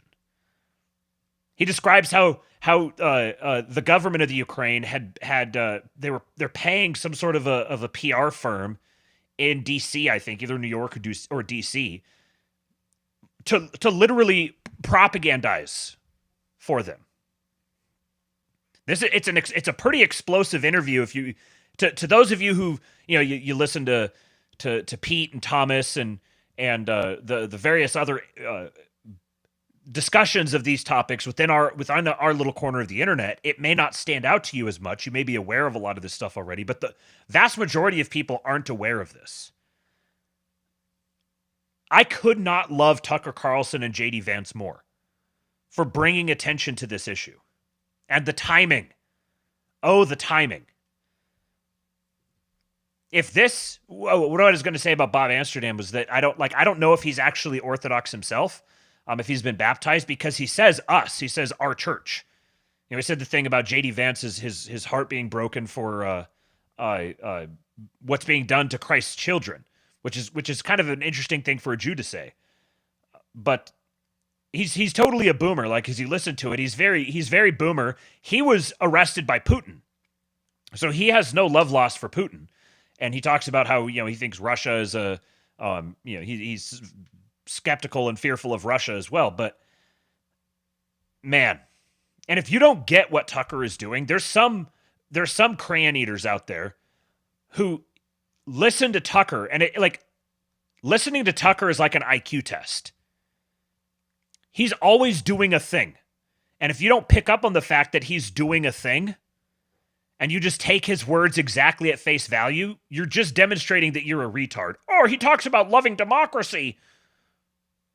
Oh, he talks about how great and nice Israel is and how he loves to visit there. He's totally a stooge from Assad. You're a moron. What is it that Thomas says? Like, it's a crime that someone taught you how to read? You don't deserve to know how to read. It's bad for you to know how to read. You hurt yourself when you go reading. The world needs ditch diggers too. Being a ditch digger isn't a bad thing. But it may mean that perhaps you just shouldn't weigh in on the intricacies of power politics and narrative formation, because you're clearly out of your depth, and you're just hurting yourself and people around you. You need a little playpen. We'll put you in that playpen. We'll give you some sand and some toys to play with, and just hope that you don't shit in it. Now, I just had to read this one from Vagrant of Rhodes. One of our most powerful posters, and he has outdone himself this time. The execrable Mike Pence weighs in, Mr. President, Ukraine did not start this war. Russia launched an unprovoked and brutal invasion, claiming hundreds of thousands of lives. The road to peace must be built on the truth. Honestly, this image right here, when I read this, I was kind of imagining what it would look like to, I don't know, to Photoshop Mike Pence in somewhere in here, maybe, if you catch my drift. And here's what Vagrant says. Mike Pence is a warmonger, a loser, a schemer, a coward, and a traitor. Hear my words, you mewling poltroon. You will never get your bloody war. You will never get to send innocent Americans to die in your manufactured hellhole halfway around the planet ever again. You will never get your infernal money laundering system back. You will never see the halls of power again. You will never be forgiven for your cretinous betrayal of our nation and our president. You will never be praised in the historical record. In fact, you will likely not even be remembered at all, other than as a footnote of failure. The only legacy that remains to you is the stench of betrayal which follows you like a red letter, and the shame which will curse you the rest of your days. You are, beyond everything else, a fool, a court jester who hasn't been told he's the butt of the joke, an outmoded circus act doomed to pantomime your sad cabaret for an ever-shrinking audience. You take solace in a pusillanimous loathing, absurdly drenching yourself in puffed-up sanctimony to justify your own insipid misery. One lick at the teat of power, unearned, bestowed to you by better men, and suddenly you think people care about what you have to say. You wretched cur. Your voice itself is an insult to the people of this nation. The blood you seek to imbibe from the bodies of my brothers for the sake of your pride will never be spilled. You will never get your precious war. You will never win. The world has rejected you and your parasitic ilk. The blight of your existence upon this nation is all that remains to you. I'm sickened when I do look upon thee. Away with you, villain. Ha! Damn, bro. The man can write. He went 19th century on his ass.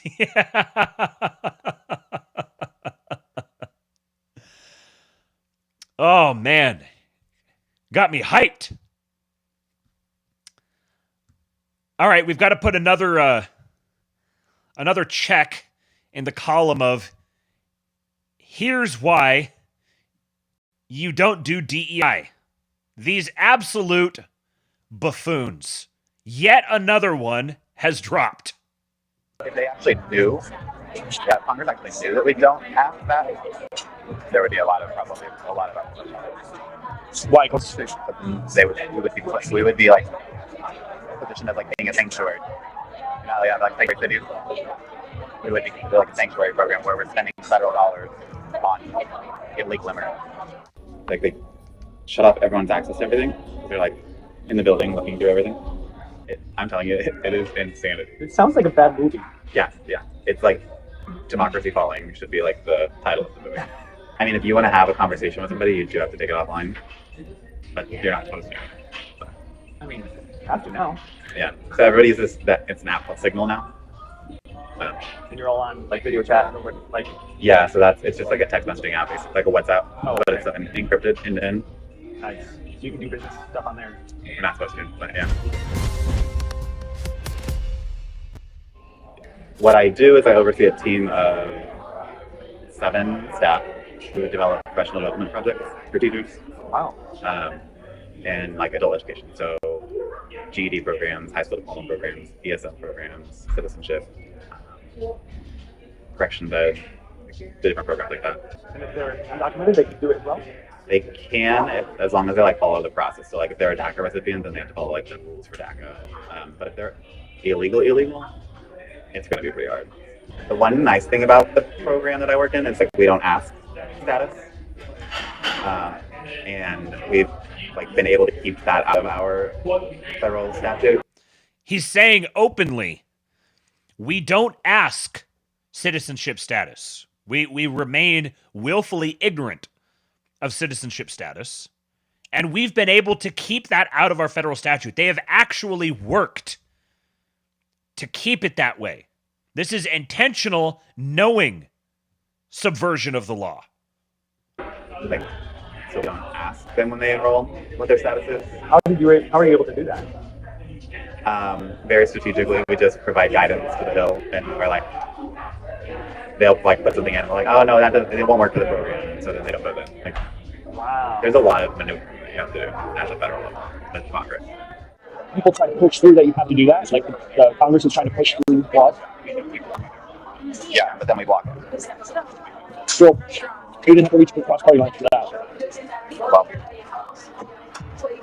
we just hide it in the law. You can just hide it in the bill. They don't. When they mark up a bill, they only read like section. It's not a cruise. You gotta wait until the line. And so if you can squeeze something in somewhere, you do that. To not ask. Yeah. Wow, that's brilliant. And then they only read the part they want to know that. They don't read the whole bill. Brilliant. So then you just take out or put in there that they can't ask status. We don't actually put it in there. We just take that out. That they have to ask status. Right. Really silence. Silence. We don't say that they can or that they should or that they shouldn't. We just leave it completely out. Perfect. So you'll still have that for the next, even though the Department of Ed, that's still in place. Yeah. That's good. It's really good. Yeah. Because then a lot of funding would be rescinded on that too. Oh, yeah. Towards the, if they actually knew, yeah, Congress actually knew that we don't have that, there would be a lot of why? Because we would be like positioned as like being a sanctuary. You know, they have like sanctuary cities. We would be like a sanctuary program where we're spending federal dollars on illegal immigrants. Big misconception is like we set like the curriculum and we settle student. Just straight up admitting it. Admitting intentionality, forethought. They've planned this explicitly so that they can actively facilitate giving federal dollars to illegal immigrants. How many of those illegal immigrants who they've given these federal dollars to are now classified as terrorists? I don't know. They're talking about like adult programs, GEDs. How many MS-13 guys have gotten GEDs and come through this process? So now they're actively aiding and abetting terrorists, providing aid and comfort to terrorists. The definition of treason. Learning and everything. We don't do any of that.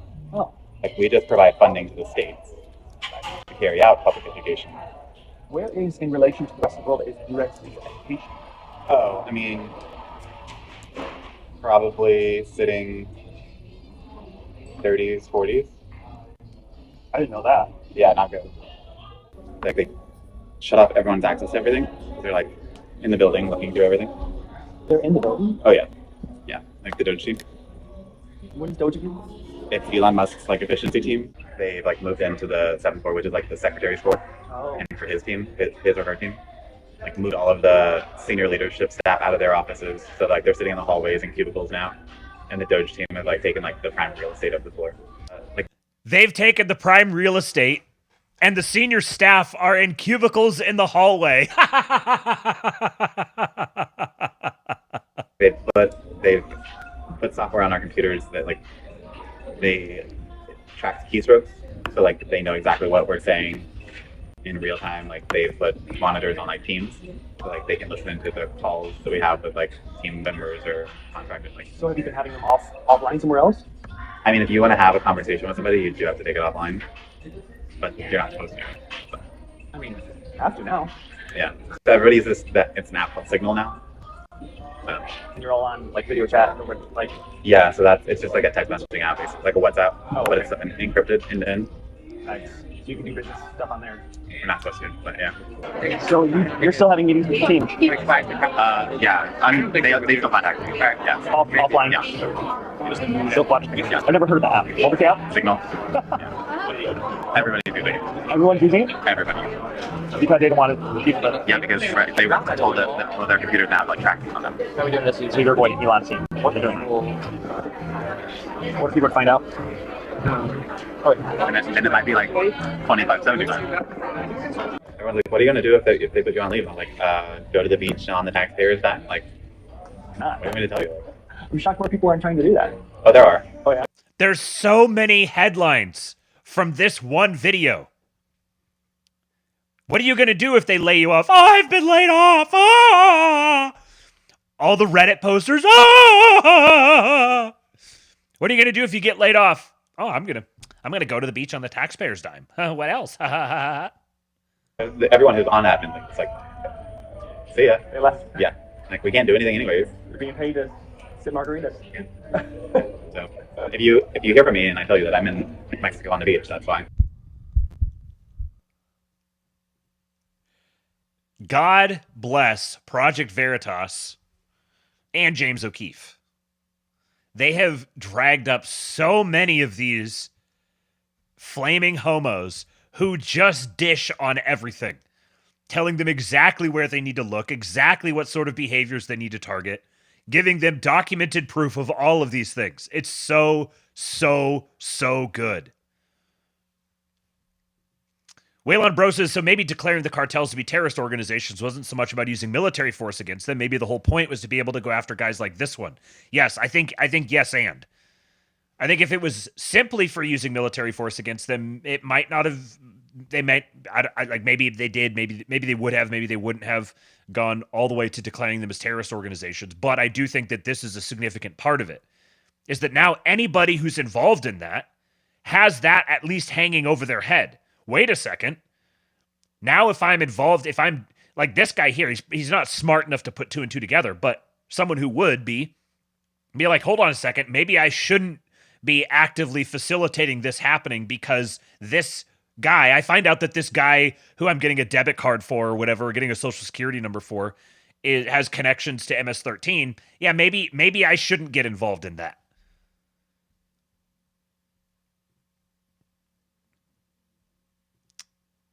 Georgia Castrati says, O'Keefe just broke a big one about the mayor of Los Angeles who is in Africa pimping for more Africans in California. Oh, I didn't see that one. I'll have to look for that after the show. Okay. Let's keep it going here.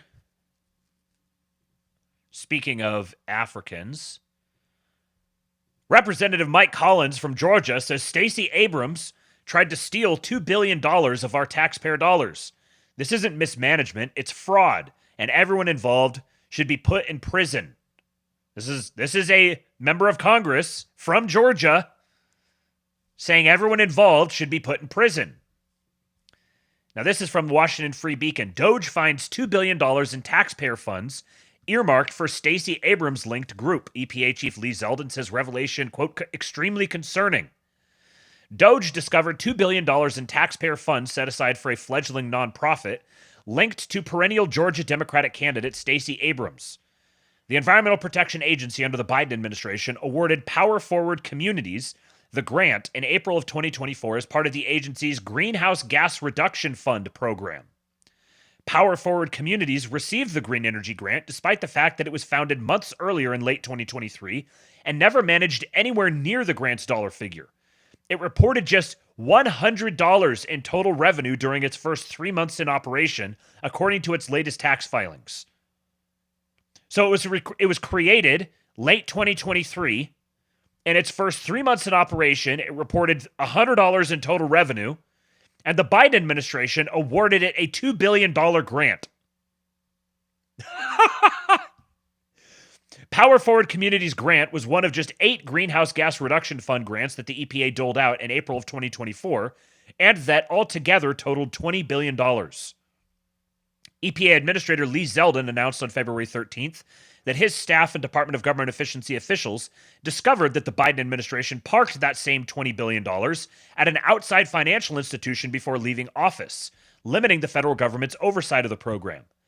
The revelation that Power Forward Communities is among the beneficiaries of the funds Zeldin's team located raises ethics questions about how the Biden administration selected recipients of such massive grants, and whether it played favorites when doling those grants out. Abrams was a vocal proponent of the Biden administration's green energy agenda and campaigned for former Vice President Kamala Harris. It also appears to validate concerns expressed for years by Republicans that Biden administration allies would prop up organizations that were specifically designed to receive federal funding under programs like the Greenhouse Gas Reduction Fund, which was created to operate as a green bank by Democrats' behemoth Inflation Reduction Act of 2022. I made a commitment to members of Congress and to the American people to be a good steward of tax dollars, and I've wasted no time in keeping my word, Zeldin told the Washington Free Beacon. When we learned about the Biden administration's scheme to quickly park $20 billion outside the agency, we suspected that some organizations were created out of thin air just to take advantage of this. Now remember, we played the video here of one of the other stings, and I can't remember in this case if it was O'Keefe Media Group or if it was Project Veritas. I think it was Project Veritas. That one of them had the guy interviewing the guy who said that they were throwing the gold bars off the edge of the Titanic, and that's what this was. So they had these grants designated for these organizations, but they had to take that money and push it to these financial institutions to distribute the monies. Because if they didn't get it out ASAP, then they knew that those grants were going to get terminated and they wouldn't actually get those billions sent out there. And so these $2 billion to Stacey Abrams thing is essentially prepping her for like funding a campaign. Paying her off to run around and do their bidding. It's just blatant. Just the blatant appropriation of taxpayer funds to fund a political agenda. As we continue to learn more about where some of this money went, it is even more apparent how far-reaching and widely accepted this waste and abuse has been, the EPA administrator continued. It's extremely concerning that an organization that reported just $100 in revenue in 2023 was chosen to receive $2 billion. That's 20 million times the organization's reported revenue. Of course, they didn't respond to requests for comment. Power Forward Communities was established in October 2023 as a coalition of groups led by Rewiring America, a left-wing group that advocates for electrification policies and a transition away from fossil fuel dependence. Abrams, who serves as Rewiring America's senior counsel, said at the time that she was thrilled to be part of the Power Forward Communities coalition. Quote, "This is how we expand access to clean energy, by prioritizing housing, equity, and resilience," she wrote in an X post. According to its website, Power Forward Communities is the first nationwide program to finance home energy efficiency upgrades at scale. The group states that its mission is to assist homeowners, developers, and renters with home upgrades, replacing gas-powered appliances like a traditional stovetop with electrical appliances like an induction stovetop. In its only press release to date, Power Forward Communities said that in addition to induction stoves, it would use the $2 billion received from the EPA to help install heat pumps, heat pump water heaters, solar panels, home battery systems, EV chargers, and weatherization upgrades. Quote, "For an organization that has no experience in this, that was literally just established and had $100 in the bank to receive a $2 billion grant, it doesn't just fly in the face of common sense, it's out-and-out fraud," Daniel Turner, the executive director of energy advocacy group Power the Future, alleged in an interview with the Free Beacon. Power Forward Communities lists a large number of partners on its website that it works with to implement its mission. Among its partners are the Southern Economic Advancement Project and Fair Count, two left-wing nonprofits founded by Abrams in the wake of her 2018 Georgia gubernatorial election defeat. So she founded these partners, and she's the senior counsel for this organization that is partnered with the nonprofits that she founded.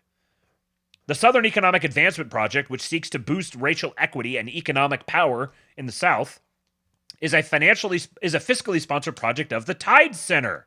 Ah, interesting. A group known for giving millions of dollars to left-wing environmental and social activist organizations, according to Influence Watch. Power Forward Communities' list of partners also includes the American Federation of Teachers and the AFL-CIO, two powerful Democratic-aligned labor unions. This is what this money was siphoned off to be directed toward funding the Democratic opposition to the Trump administration. The Tide Center is the one that was involved in the that Mike Benz has talked about extensively. That was it was one of the institutions through which money was being funneled and training and stuff was being done for prosecutors, for the so-called Soros prosecutors. American Federation of Teachers President Randy Weingarten and Abrams both serve on the National Advisory Board for Climate Power, which helped launch a $55 million advertising campaign in September in support of Kamala Harris's presidential campaign. Okay, so that's basically it. This continues to show that All of this shit libbery that we've suffered under for the last years is completely fake. It's totally fake. It's entirely astroturfed. There was nothing real about it, except for the fact that there were out-and-out criminals within and without elected office who were coordinating to siphon trillions of dollars through the federal government's coffers and out into their schemes to make it seem like to buy off prosecutors, to buy off media organizations, to buy off corporations, to establish NGOs and funnel money around to make it look like there was an actual base of support for any of this stuff that nobody wanted. This is one of the biggest scandals in history. This is the legacy of the Democrat Party. This is what they will be remembered for, is for being effectively an organization of organized crime and money laundering that descended into complete ineptitude by promoting all of the dumbest, ugliest people in the world, along with a whole bunch of octo and whatever, nonagenarians, to run around and scream about stuff. That's their legacy.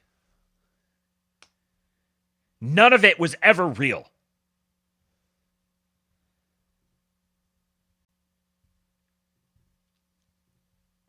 Little Doge story here.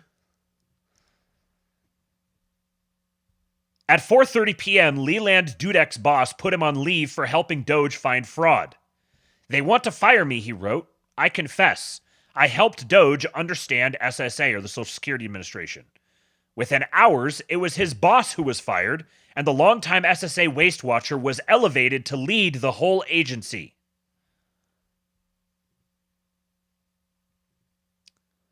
This is from the Daily Wire.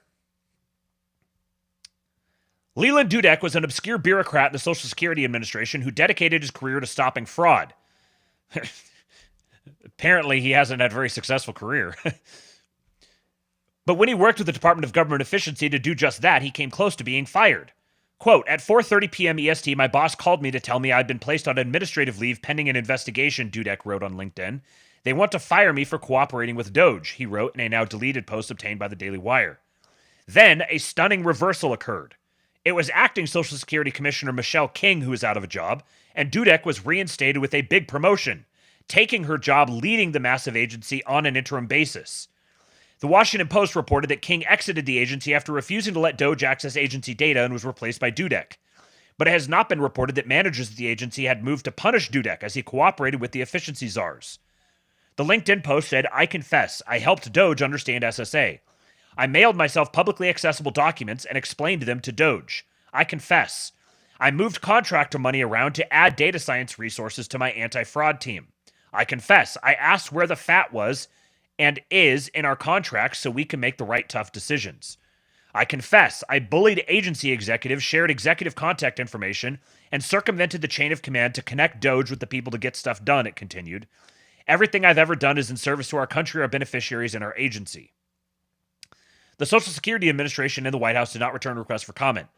A SSA employee speaking on condition of anonymity told the Daily Wire that the person who put Dudek on leave was Gina Clemens, Deputy Commissioner for Analytics Review and Oversight, and that she is still on the job.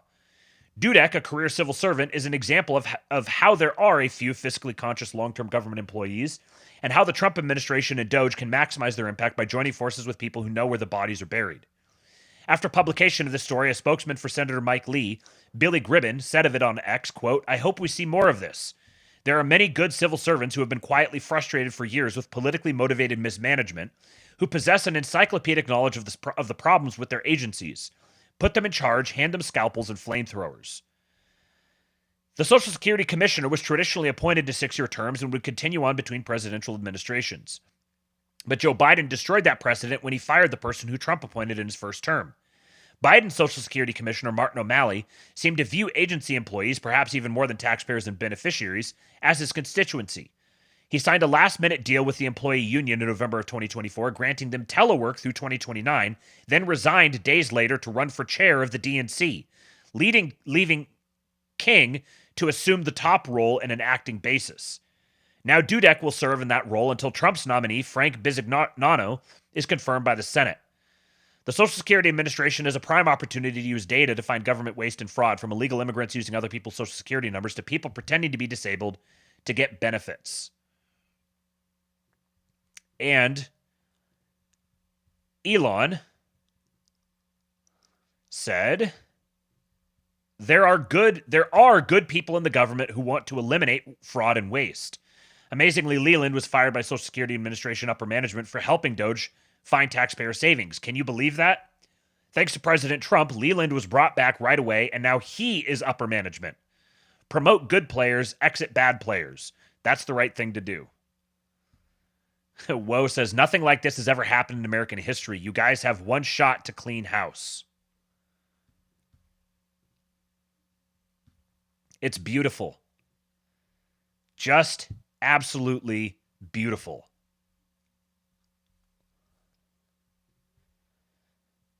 And as soon as I saw this just before I went live, I was like, all right, I gotta put it in there. Elon is such a fucking nerd. I love it. He is the nerdiest human being alive, and he is living the time of his life.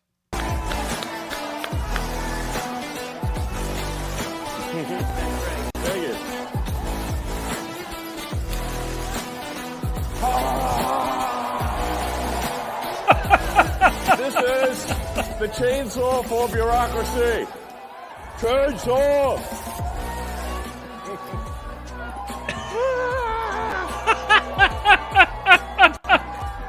That's perfect. All right. I love it. Mr. President, thank you so much. All right. Thank you. So the backstory here is that Javier Milei brought and gifted a chainsaw to Elon at CPAC, and they pulled it out on the stage, and Elon completely spurged out. This is like the upgraded version of he studied the blade. he's pulling out the chainsaw. This is the chainsaw for bureaucracy. Ah!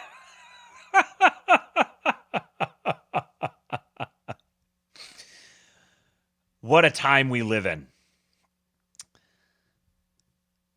You guys recall Ed Martin, the U.S. attorney, who was directed to investigate Will Stancil.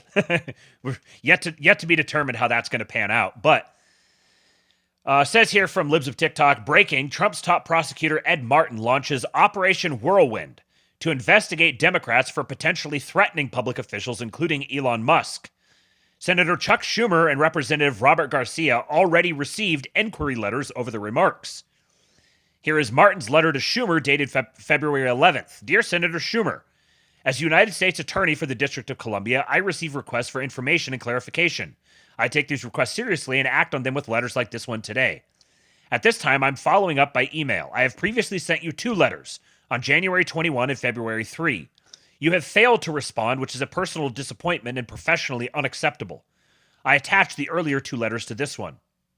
Time is of the essence. You have now received 3 letters as well as public discussion.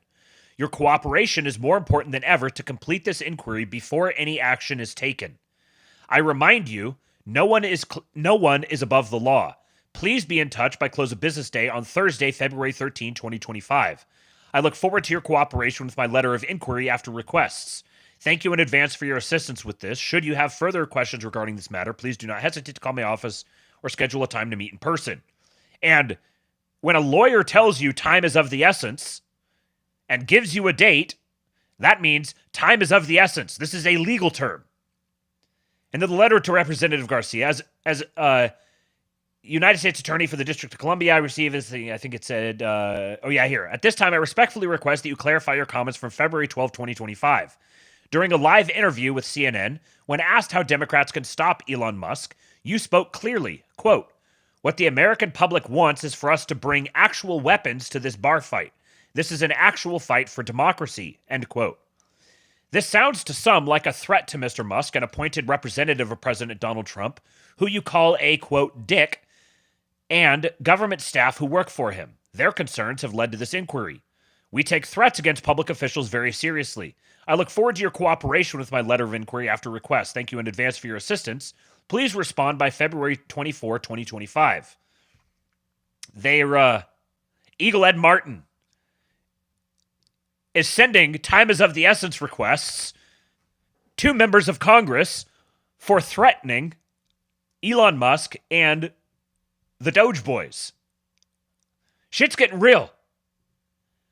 For now, this is just threatening. But I don't know. After the way the last month has gone, do you think they won't actually take it further? I wouldn't put it past them. Here's a headline. RFK Jr. wants to send folks who are taking antidepressants and ADHD medications to wellness farms in rural America, where they will be forced to labor by growing organic food to, quote, cure their addictions. The libs are real unhappy. Sounds like labor camps to me. And sending people to work camps. He is so dangerous.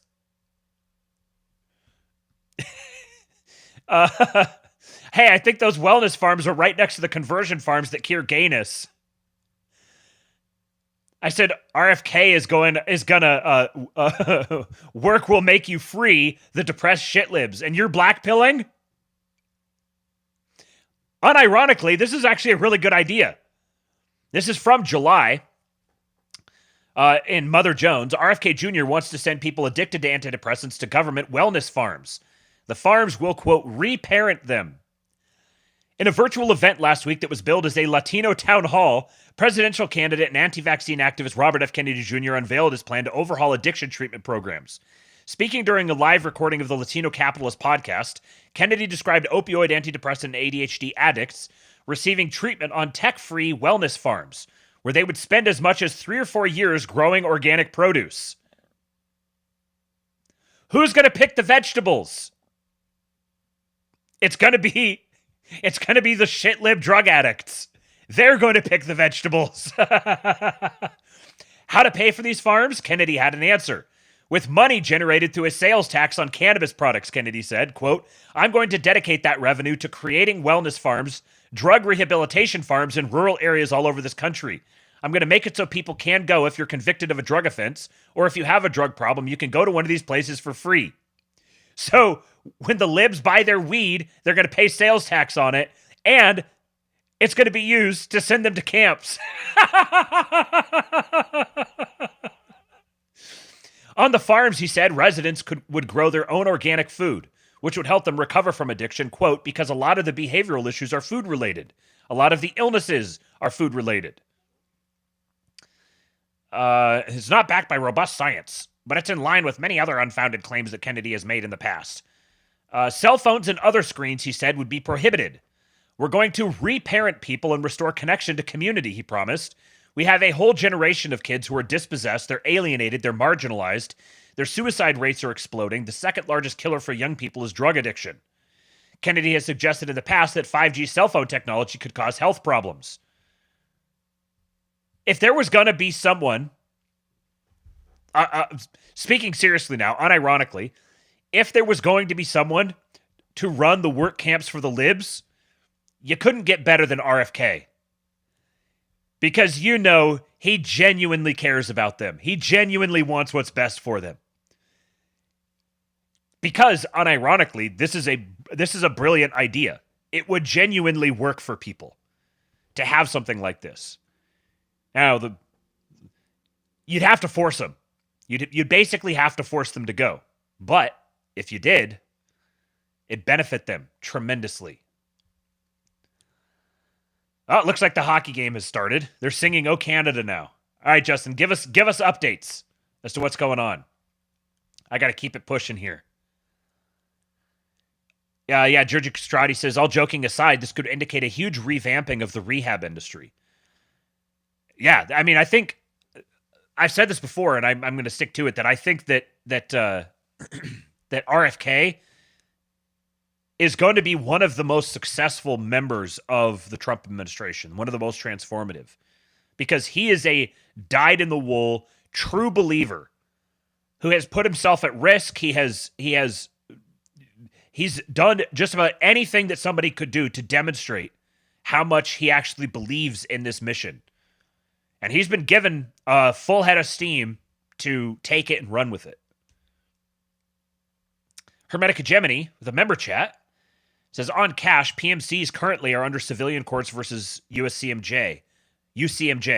Kash running interference for state, US SOCOM, and Eric Prince essential while that is fixed. Interesting. Very interesting. I'm going to need to dig into that because that's reminding me of some things that I've heard both of them say in the past. Appreciate that. This is a famous tweet, but I wanted to point something out that I'd never realized before. So Bronze Hammer, this is one of the most legendary tweets of all time. Well, I'd like to see old Donnie Trump wriggle his way out of this jam. Trump wriggles his way out of the jam easily. Ah, well, nevertheless. Note the date. 1st of October, 2016. This was before he was even elected. Not only was this before he was even elected, this was a week before the Access Hollywood tape dropped. He had no idea just how much Trump wriggles his way out of the jam easily was going to be prophetic. Think of how much has happened in the 8.5 years since then. I'd seen this tweet so many times. The well, nevertheless has become enshrined in internet vocabulary. And yet, it happened even before Access Hollywood. Remember thinking that he was cooked? Because back then, when I saw the Access Hollywood thing, I was like, oh yeah, he's done for. We had no idea. All right, we got mention of this toward the end of the show yesterday, and here was the clip. Newly confirmed Commerce Secretary Howard Lutnick talking about the IRS. So he's going to cut $1 trillion, and then we're going to get rid of all these tax scams that hammer against America, and we're going to raise $1 trillion of revenue. And our objective under Donald Trump is to balance this budget. And I'm telling you, you watch it, we're going to do it. If you get savings from these Doge cuts, are you going to give any of this back to the American people? We keep hearing about these Doge dividends.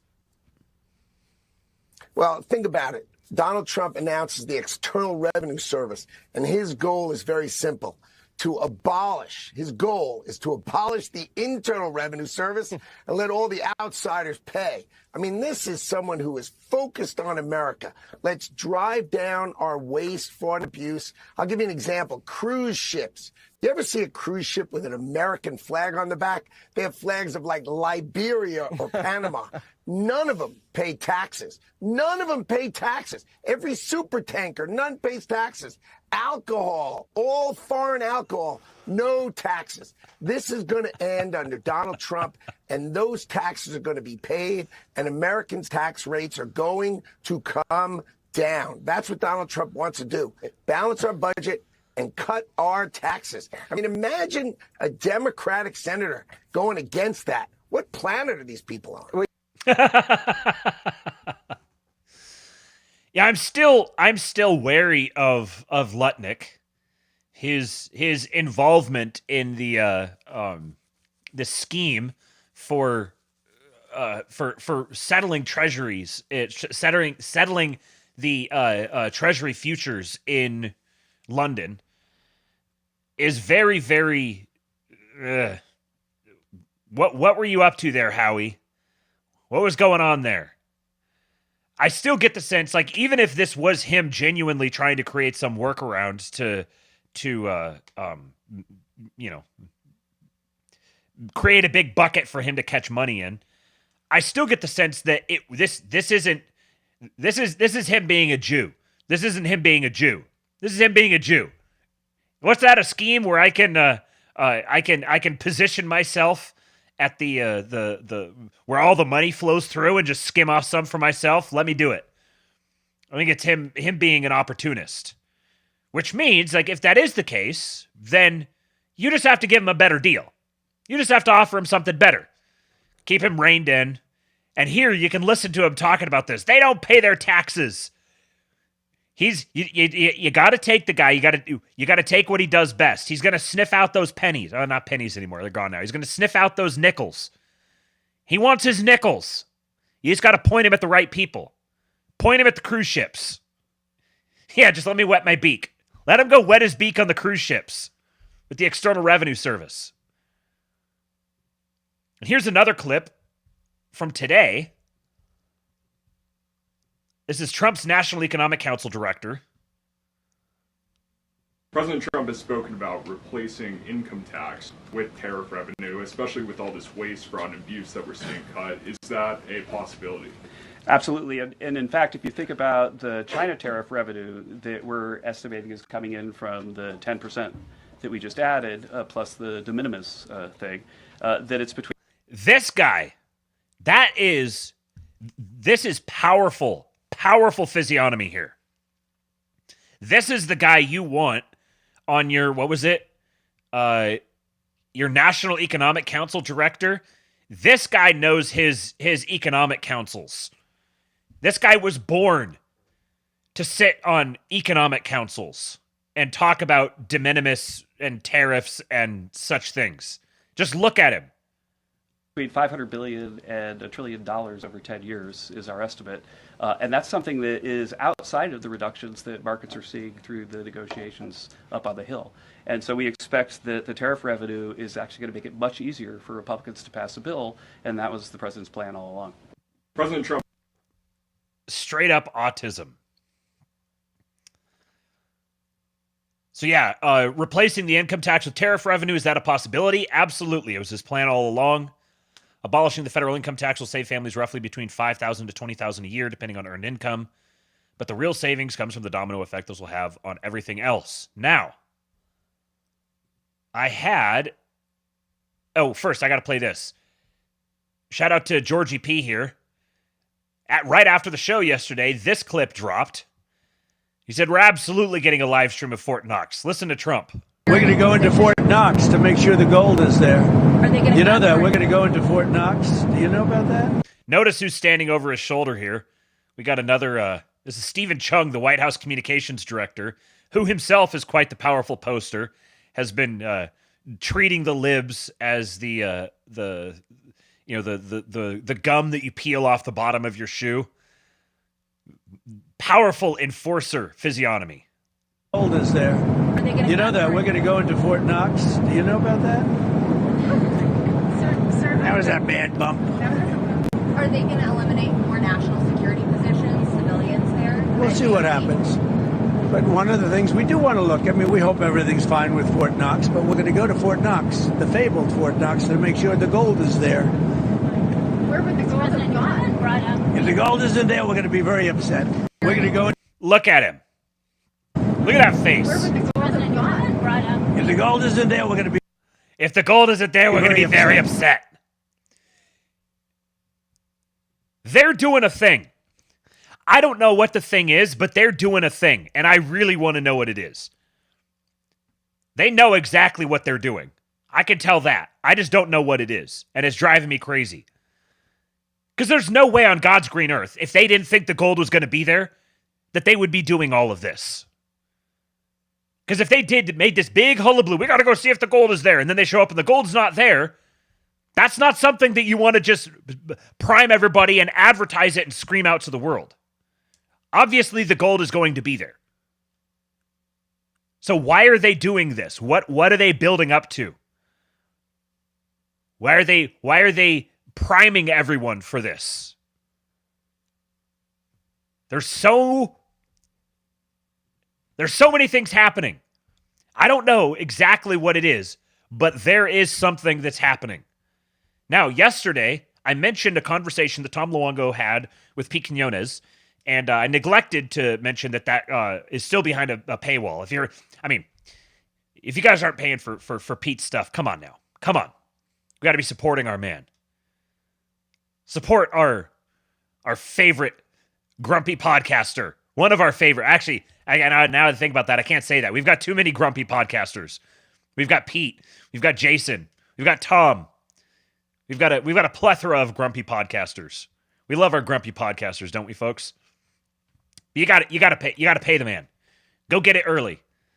However, the thing that I mentioned that he sort of teased at the end, and I told you had to go listen to it to find out. They went Tom published an episode today with Vince Launchy and I can't remember the other guy's name, Eric Jung.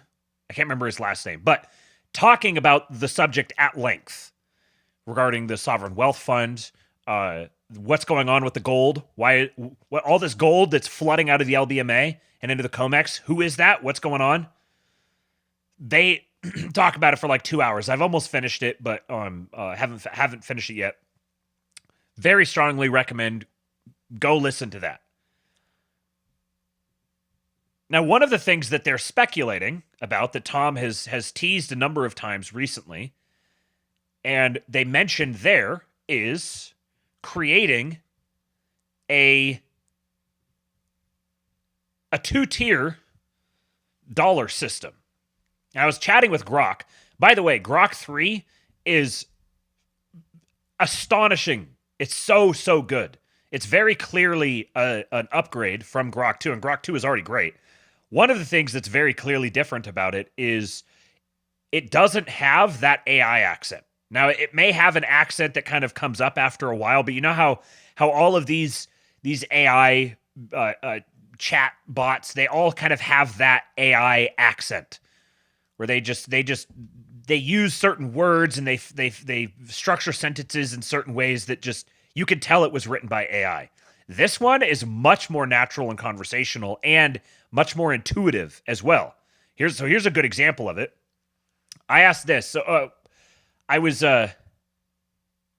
noodling around on this idea. I said, so what's the difference exactly between renminbi and the yuan? It says the terms renminbi and yuan are often used interchangeably when talking about Chinese currency, but they're not exactly the same thing. They refer to different aspects of it. Renminbi is the official name of the currency of the People's Republic of China. It translates to people's currency in Mandarin. Think of it as the formal legal term for the entire monetary system. It's like how dollar is the official currency name for the US, but it encompasses the whole concept of the currency. Yuan is the unit of account within the renminbi system. Essentially, it's the denomination or counting term. It's what you'd use to say how much something costs, like 10 yuan or 100 yuan. It's the equivalent to saying $10 or $100 in the US. The symbol for yuan is this, and its official currency code is CNY. Now, so the renminbi is the currency as a whole, while the yuan is the specific unit you use to measure it. In practice, people, especially outside China, often just say yuan when referring to Chinese money, but technically renminbi is the broader system. For example, you'd say the price is 50 yuan, but China's central bank manages the renminbi. There's also a colloquial term, kuai, or however you pronounce it, which means peace, and is commonly used in everyday speech in China, like saying bucks for dollars, but that's less formal. So I said, what is China's two-tier currency system? It says China's two-tier currency system isn't an official, explicitly defined structure anymore, but the term often refers to the historical and practical distinction between how the renminbi operates domestically versus internationally, as well as its controlled exchange mechanisms. Let me break it down based on how it's understood today and its evolution. Historically, China did have a more explicit two-tier system during the 1980s and early 1990s when it was transitioning from a closed, centrally planned economy to one more open to global trade. Back then, there were effectively two tiers of currency. The first was the domestic tier, the renminbi. This was the yuan used by Chinese citizens and businesses within the country for everyday transactions. It was tightly controlled by the government with a fixed exchange rate that didn't reflect market conditions. Regular people and local firms couldn't easily convert it to foreign currency due to strict capital controls. Number two is foreign exchange certificates, or FECs. This was a parallel currency introduced in 1980 for foreigners visiting or doing business in China. FECs were pegged to foreign currencies like the US dollar and could be used in special shops or for international transactions. Chinese citizens weren't allowed to hold FECs, creating a clear separation between domestic and foreign economic activity.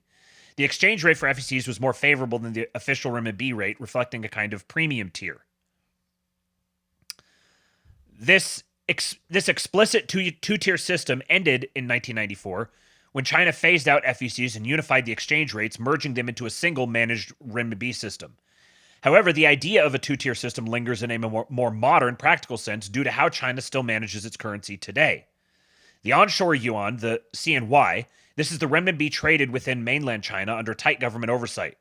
The People's Bank of China sets a daily reference rate against the US dollar and allows the CNY to fluctuate within a narrow band, currently plus or minus 2%. Capital controls restrict how much CNY can leave the country, meaning it's primarily for domestic use. Then the offshore yuan, the CNH. This is the renminbi traded outside mainland China, like in Hong Kong, Singapore, or London. It's not subject to the same daily band or capital controls, so its value is determined more by market forces, supply and demand in international markets. The CNH often trades at a different rate than the CNY, reflecting global perceptions of China's economy versus the government's domestic priorities. The difference between the two creates a de facto two-tier system. For example, if the PBOC wants to stabilize the domestic economy, it might tweak the CNY rate, while the CNH might weaken offshore due to investor sentiment. Businesses and investors arbitrage between the two when possible, though China's controls limit how much they can exploit the gap. Why does this matter? It lets China maintain control over its domestic economy via CNY, while gradually internationalizing the renminbi via CNH without fully opening its capital account. It's a balancing act: stability at home, influence abroad. And so I asked, this is based on stuff that I've been listening to with Luongo and specifically the conversation that he was having with Vince Launchy and Eric, I don't remember his last name. So I said, if the U.S. introduces a similar system, with Federal Reserve notes continuing to function as the offshore dollar, likely tokenized through stablecoins, and the Treasury issuing a new onshore-only dollar, could that onshore dollar be backed by the Sovereign Wealth Fund, and how would that work? If the U.S., this is the answer from Grok 3, if the U.S. were to adopt a two-tier currency system like the one you're describing, where Federal Reserve notes continue as the offshore dollar, potentially tokenized via stablecoins, and the Treasury issues a new onshore-only dollar backed by a sovereign wealth fund, it would be a radical shift in monetary policy. Let's unpack how this could theoretically work, what it might look like, and the mechanics of tying the onshore dollar to a sovereign wealth fund. It's interesting, it says to an SWF.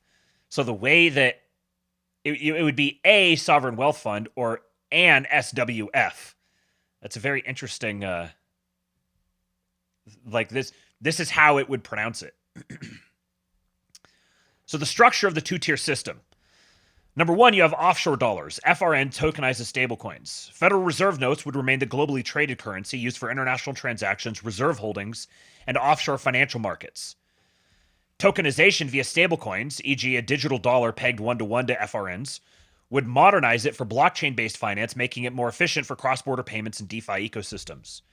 The Fed would continue managing this tier, likely maintaining its current fiat status, unbacked by anything physical like gold, relying instead on trust in the U.S. economy and government. Then you'd have your onshore dollar, onshore-only dollar. This would be a new currency issued by the U.S. Treasury, restricted to domestic use within the U.S. borders, and capital controls would prevent it from circulating offshore. It could coexist with FRNs domestically during a transition, but eventually it might replace them for internal transactions. For example, wages, taxes, or retail. You're suggesting it be backed by a sovereign wealth fund, which implies giving it an asset-based value rather than pure fiat status. Backing the onshore dollar with a sovereign wealth fund. A sovereign wealth fund is typically a state-owned investment pool funded by surpluses, like oil revenues in Norway, trade surpluses in China, or, in the U.S. case, potentially fiscal reallocations or asset sales. Here's how it could work. First, creating the sovereign wealth fund. The U.S. doesn't currently have a federal sovereign wealth fund, but it could establish one by pooling assets. Federal land, mineral rights, equity and nationalized industries, or even tax revenues earmarked for this purpose. Alternatively, it could liquidate portions of the $35 trillion national debt, for example, repurposing treasury bonds, or redirect profits from state-owned enterprises, if any were created. Let's say the sovereign wealth fund starts with $5 trillion in assets, realistic given U.S. wealth, though dwarfed by the $21 trillion in circulating dollars in the M2 money supply. The backing mechanism. The onshore dollar could be pegged to the sovereign wealth fund's value. For example, if the sovereign wealth fund holds $5 trillion in assets, the Treasury might issue $5 trillion in onshore dollars, each unit redeemable for a fractional claim on the fund's assets. This isn't gold standard style backing, direct convertibility to a commodity, but more like a wealth standard, the dollar's value tied to the sovereign wealth fund's portfolio, stocks, real estate, etc. The Treasury would guarantee stability by adjusting the money supply, issuing more onshore dollars if the sovereign wealth fund grows, e.g. through investment returns, or buying them back if it shrinks. A practical example. Sovereign wealth fund assets, $3 trillion in real estate, $1 trillion in equities, $1 trillion in infrastructure bonds. Onshore dollar issuance would be 5 trillion units, each theoretically worth $1 of sovereign wealth fund assets. If the sovereign wealth fund earns a 5% return, $250 billion, the Treasury could issue more onshore dollars or let the currency appreciate domestically. How it would work in practice. Domestic use. Citizens and businesses use the onshore dollar for taxes, wages, and local commerce. Capital controls, for example, limits on converting to Federal Reserve notes or stablecoins, keep it from leaking offshore. Offshore continuity. Federal Reserve notes and their tokenized versions remain the global reserve currency used by foreign governments in international markets. The Fed manages this tier independently, likely keeping it fiat-based. Initially, the onshore dollar and Federal Reserve notes might be pegged one-to-one, but over time their values could diverge. The onshore dollar's value would reflect the sovereign wealth fund's performance, while the FRN's value would depend on global trust in U.S. credit and the Fed's policies. If the sovereign wealth fund's assets tank, for example, a stock market crash, the Treasury might need to inject liquidity or adjust the peg, risking inflation or deflation domestically. Internationally, the FRN would be insulated from this unless global confidence in the U.S. wavers. Here are the benefits. Domestic control. The Treasury could shield the onshore economy from global shocks, e.g. dollar dumps by foreign holders, by tying it to tangible U.S. assets. Wealth redistribution. Sovereign wealth fund profits could fund public goods, for example, infrastructure or healthcare, making the onshore dollar a tool for fiscal policy. And global flexibility. Tokenized FRNs keep the U.S. competitive in digital finance without disrupting the dollar's reserve status. The challenges. The sovereign wealth fund scale. The U.S. money supply, M2, is approximately $21 trillion. A $5 trillion sovereign wealth fund wouldn't fully back it, so the onshore dollar might only partially cover the economy, requiring a phased transition or supplemental fiat measures. Capital controls. Enforcing an onshore-only currency in a free market economy like the U.S. would be tough. Black markets for Federal Reserve notes or stablecoins could emerge. And then the global reaction. Foreign holders of $7 trillion in U.S. debt and dollars might balk if FRNs lose domestic relevance, potentially triggering a sell-off. And then valuation risks. If the sovereign wealth fund's assets, for example real estate, crash, the onshore dollar could lose credibility, forcing a bailout or a return to fiat. Could it happen? Technically, yes. The U.S. has the economic muscle to pull this off. Politically and practically, it's a long shot. Congress would need to overhaul the Federal Reserve Act, create a sovereign wealth fund from scratch, and convince Americans to accept a bifurcated system. The Fed might resist losing control over domestic money, and global markets might see it as a sign of dollar weakness. So Trump has already issued the executive order about them creating a sovereign wealth fund. And from the sound of it, from everything that I've heard independently and then listening to the sort of educated speculation from guys like Tom Luongo and Vince Lanci, and then there's other guys as well, Luke Groman, Matt Smith. I read you guys his thread just recently, and then some of the comments from several of the both Scott Bessent, Howard Lutnick, and then kind of reading between the lines a little bit on some of the stuff that Jamie Dimon and Jerome Powell have said. And then Stephen Myron, who wrote that paper talking about introducing the term Mar-a-Lago Accords. We're going to have a Mar-a-Lago Accords. It's going to happen.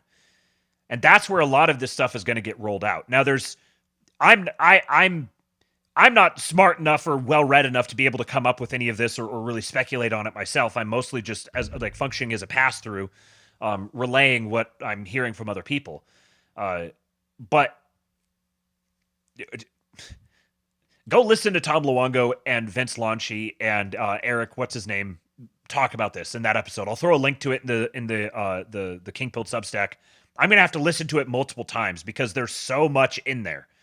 But I am telling you, once again, I am going to wear this phrase out. The way that the entire financial, monetary, economic system changes over the next couple of years it's going to be so dramatic, way beyond what anybody is expecting. We live in such an exciting time. getting to witness all of this and go through it in real time. And the growth that comes out of this for the United States is when Trump talks about us entering a golden age, I believe it. I can see the pieces falling together now for how it's going to work out. But as they say, fortune will favor the bold. So you've got to be able to, this is part of why I want to get this onto people's radar so they can go dig into it and be prepared for it. All right, well, I'm now well overlapped with the old Glory Club stream, so I think I'm just going to wrap it here. I'm going to save for tomorrow this thread from John Carter talking about, he says, this is a long thread in which I'll explain why Canada has become a security threat to the U.S., how Canada can probably be bloodlessly conquered by color revolution. I'm going to save that for tomorrow, but let me just finish off with two fascinating science points. First one.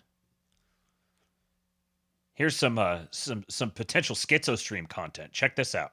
So if your houseplants are capable of sensing telepathic communication and participating in telepathic communication, it's been shown that if you have houseplants that have been in your life for even a few months, if you put EEGs on those and then you send the person who takes care of those out of the house, send them some distance away, the moment they come within 2,000 meters or 2 kilometers from the home, the plants all perk up. They can feel the person coming from 2 kilometers away. And so if plants are that sentient, that they are that connected, even in a pot in your house, totally disconnected seemingly from nature, if that thing is feeling 2 kilometers of space and then waiting for the excitement of being like, the person who loves me, the person who planted me is coming back. How phenomenal. Like, yep.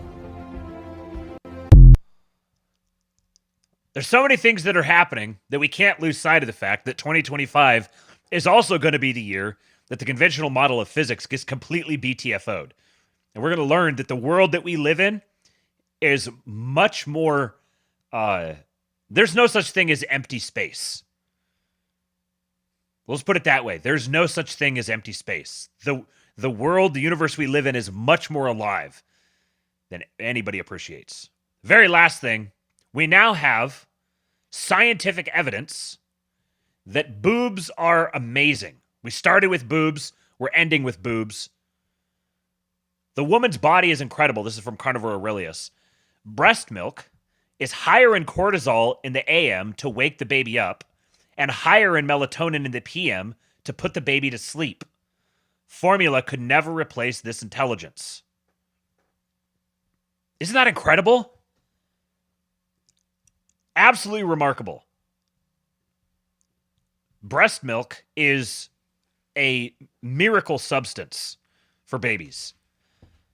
And the people who have minimized the beneficial, the beneficence of it, who have pushed formula, who have encouraged women to use formula, like obviously there's certain situations where like you need the baby needs something. The baby needs to be able to consume something, and if the boobs aren't working at the moment, then maybe there's a place for formula. Even then, I think other forms of milk are probably better. But it is absolutely criminal that so many women have been trained to believe that formula is just kind of, it's just like, whatever, don't go through all the trouble of breastfeeding. Just give them formula, just, look, it's white. It looks like milk. Just give it to them. It's terrible. Breastfeeding is so important for the little ones. And there's no way you could ever get something like this. The way that the woman's body naturally interfaces with her child and it dials up and down the nutrient contents and the hormones based on what the baby needs. Like when babies get sick, the woman's body, they can tell. And it will change the composition of the nutrient composition of the milk to address the fact that the child is sick or if the child is low in a certain nutrient of some type. It's incredible. Boobs are one of the most amazing things in God's creation. We are big boob appreciators here at the Astrolabe. $10 super chat from Andrew Starr to wrap us up. He says, great stream, Matt. I missed a big chunk in the middle, but shout out to the replay Labians. I'll be joining you all tomorrow. Yes, we love our replay gang. Thank you for the super chats today, everyone. We're at 107. Can we get 109? It is funny seeing the drop-off as soon as OGC started. Seeing I can see what percentage. I see where I stand with what percentage of you guys. Which ones of you are going to go over to the OGC stream and bail out? You're going to come back and listen on the replay gang tomorrow, and you're going to hear that I was shaming you, aren't you? Yeah, I see. I see how it is. I get it. I get it. There it is, 109. Now we need 110. Give me 110. 109 always has to turn into 110. Give me 110, and I give you Hulk. Send Bobs. There it is, 110. It's a beautiful number, isn't it, folks? A beautiful number. Follow me on Twitter at RealKingPilled. Make sure you subscribe to the channel. Hit the notification bell. Go join the King Pilled Discord. KingPilled.com. We will have a movie night tomorrow evening. You don't want to miss it. Make sure you're there. Be there. Or be square. I'll see you guys tomorrow. When they took a shot at my hero, and they tried to kill the next president of the United States,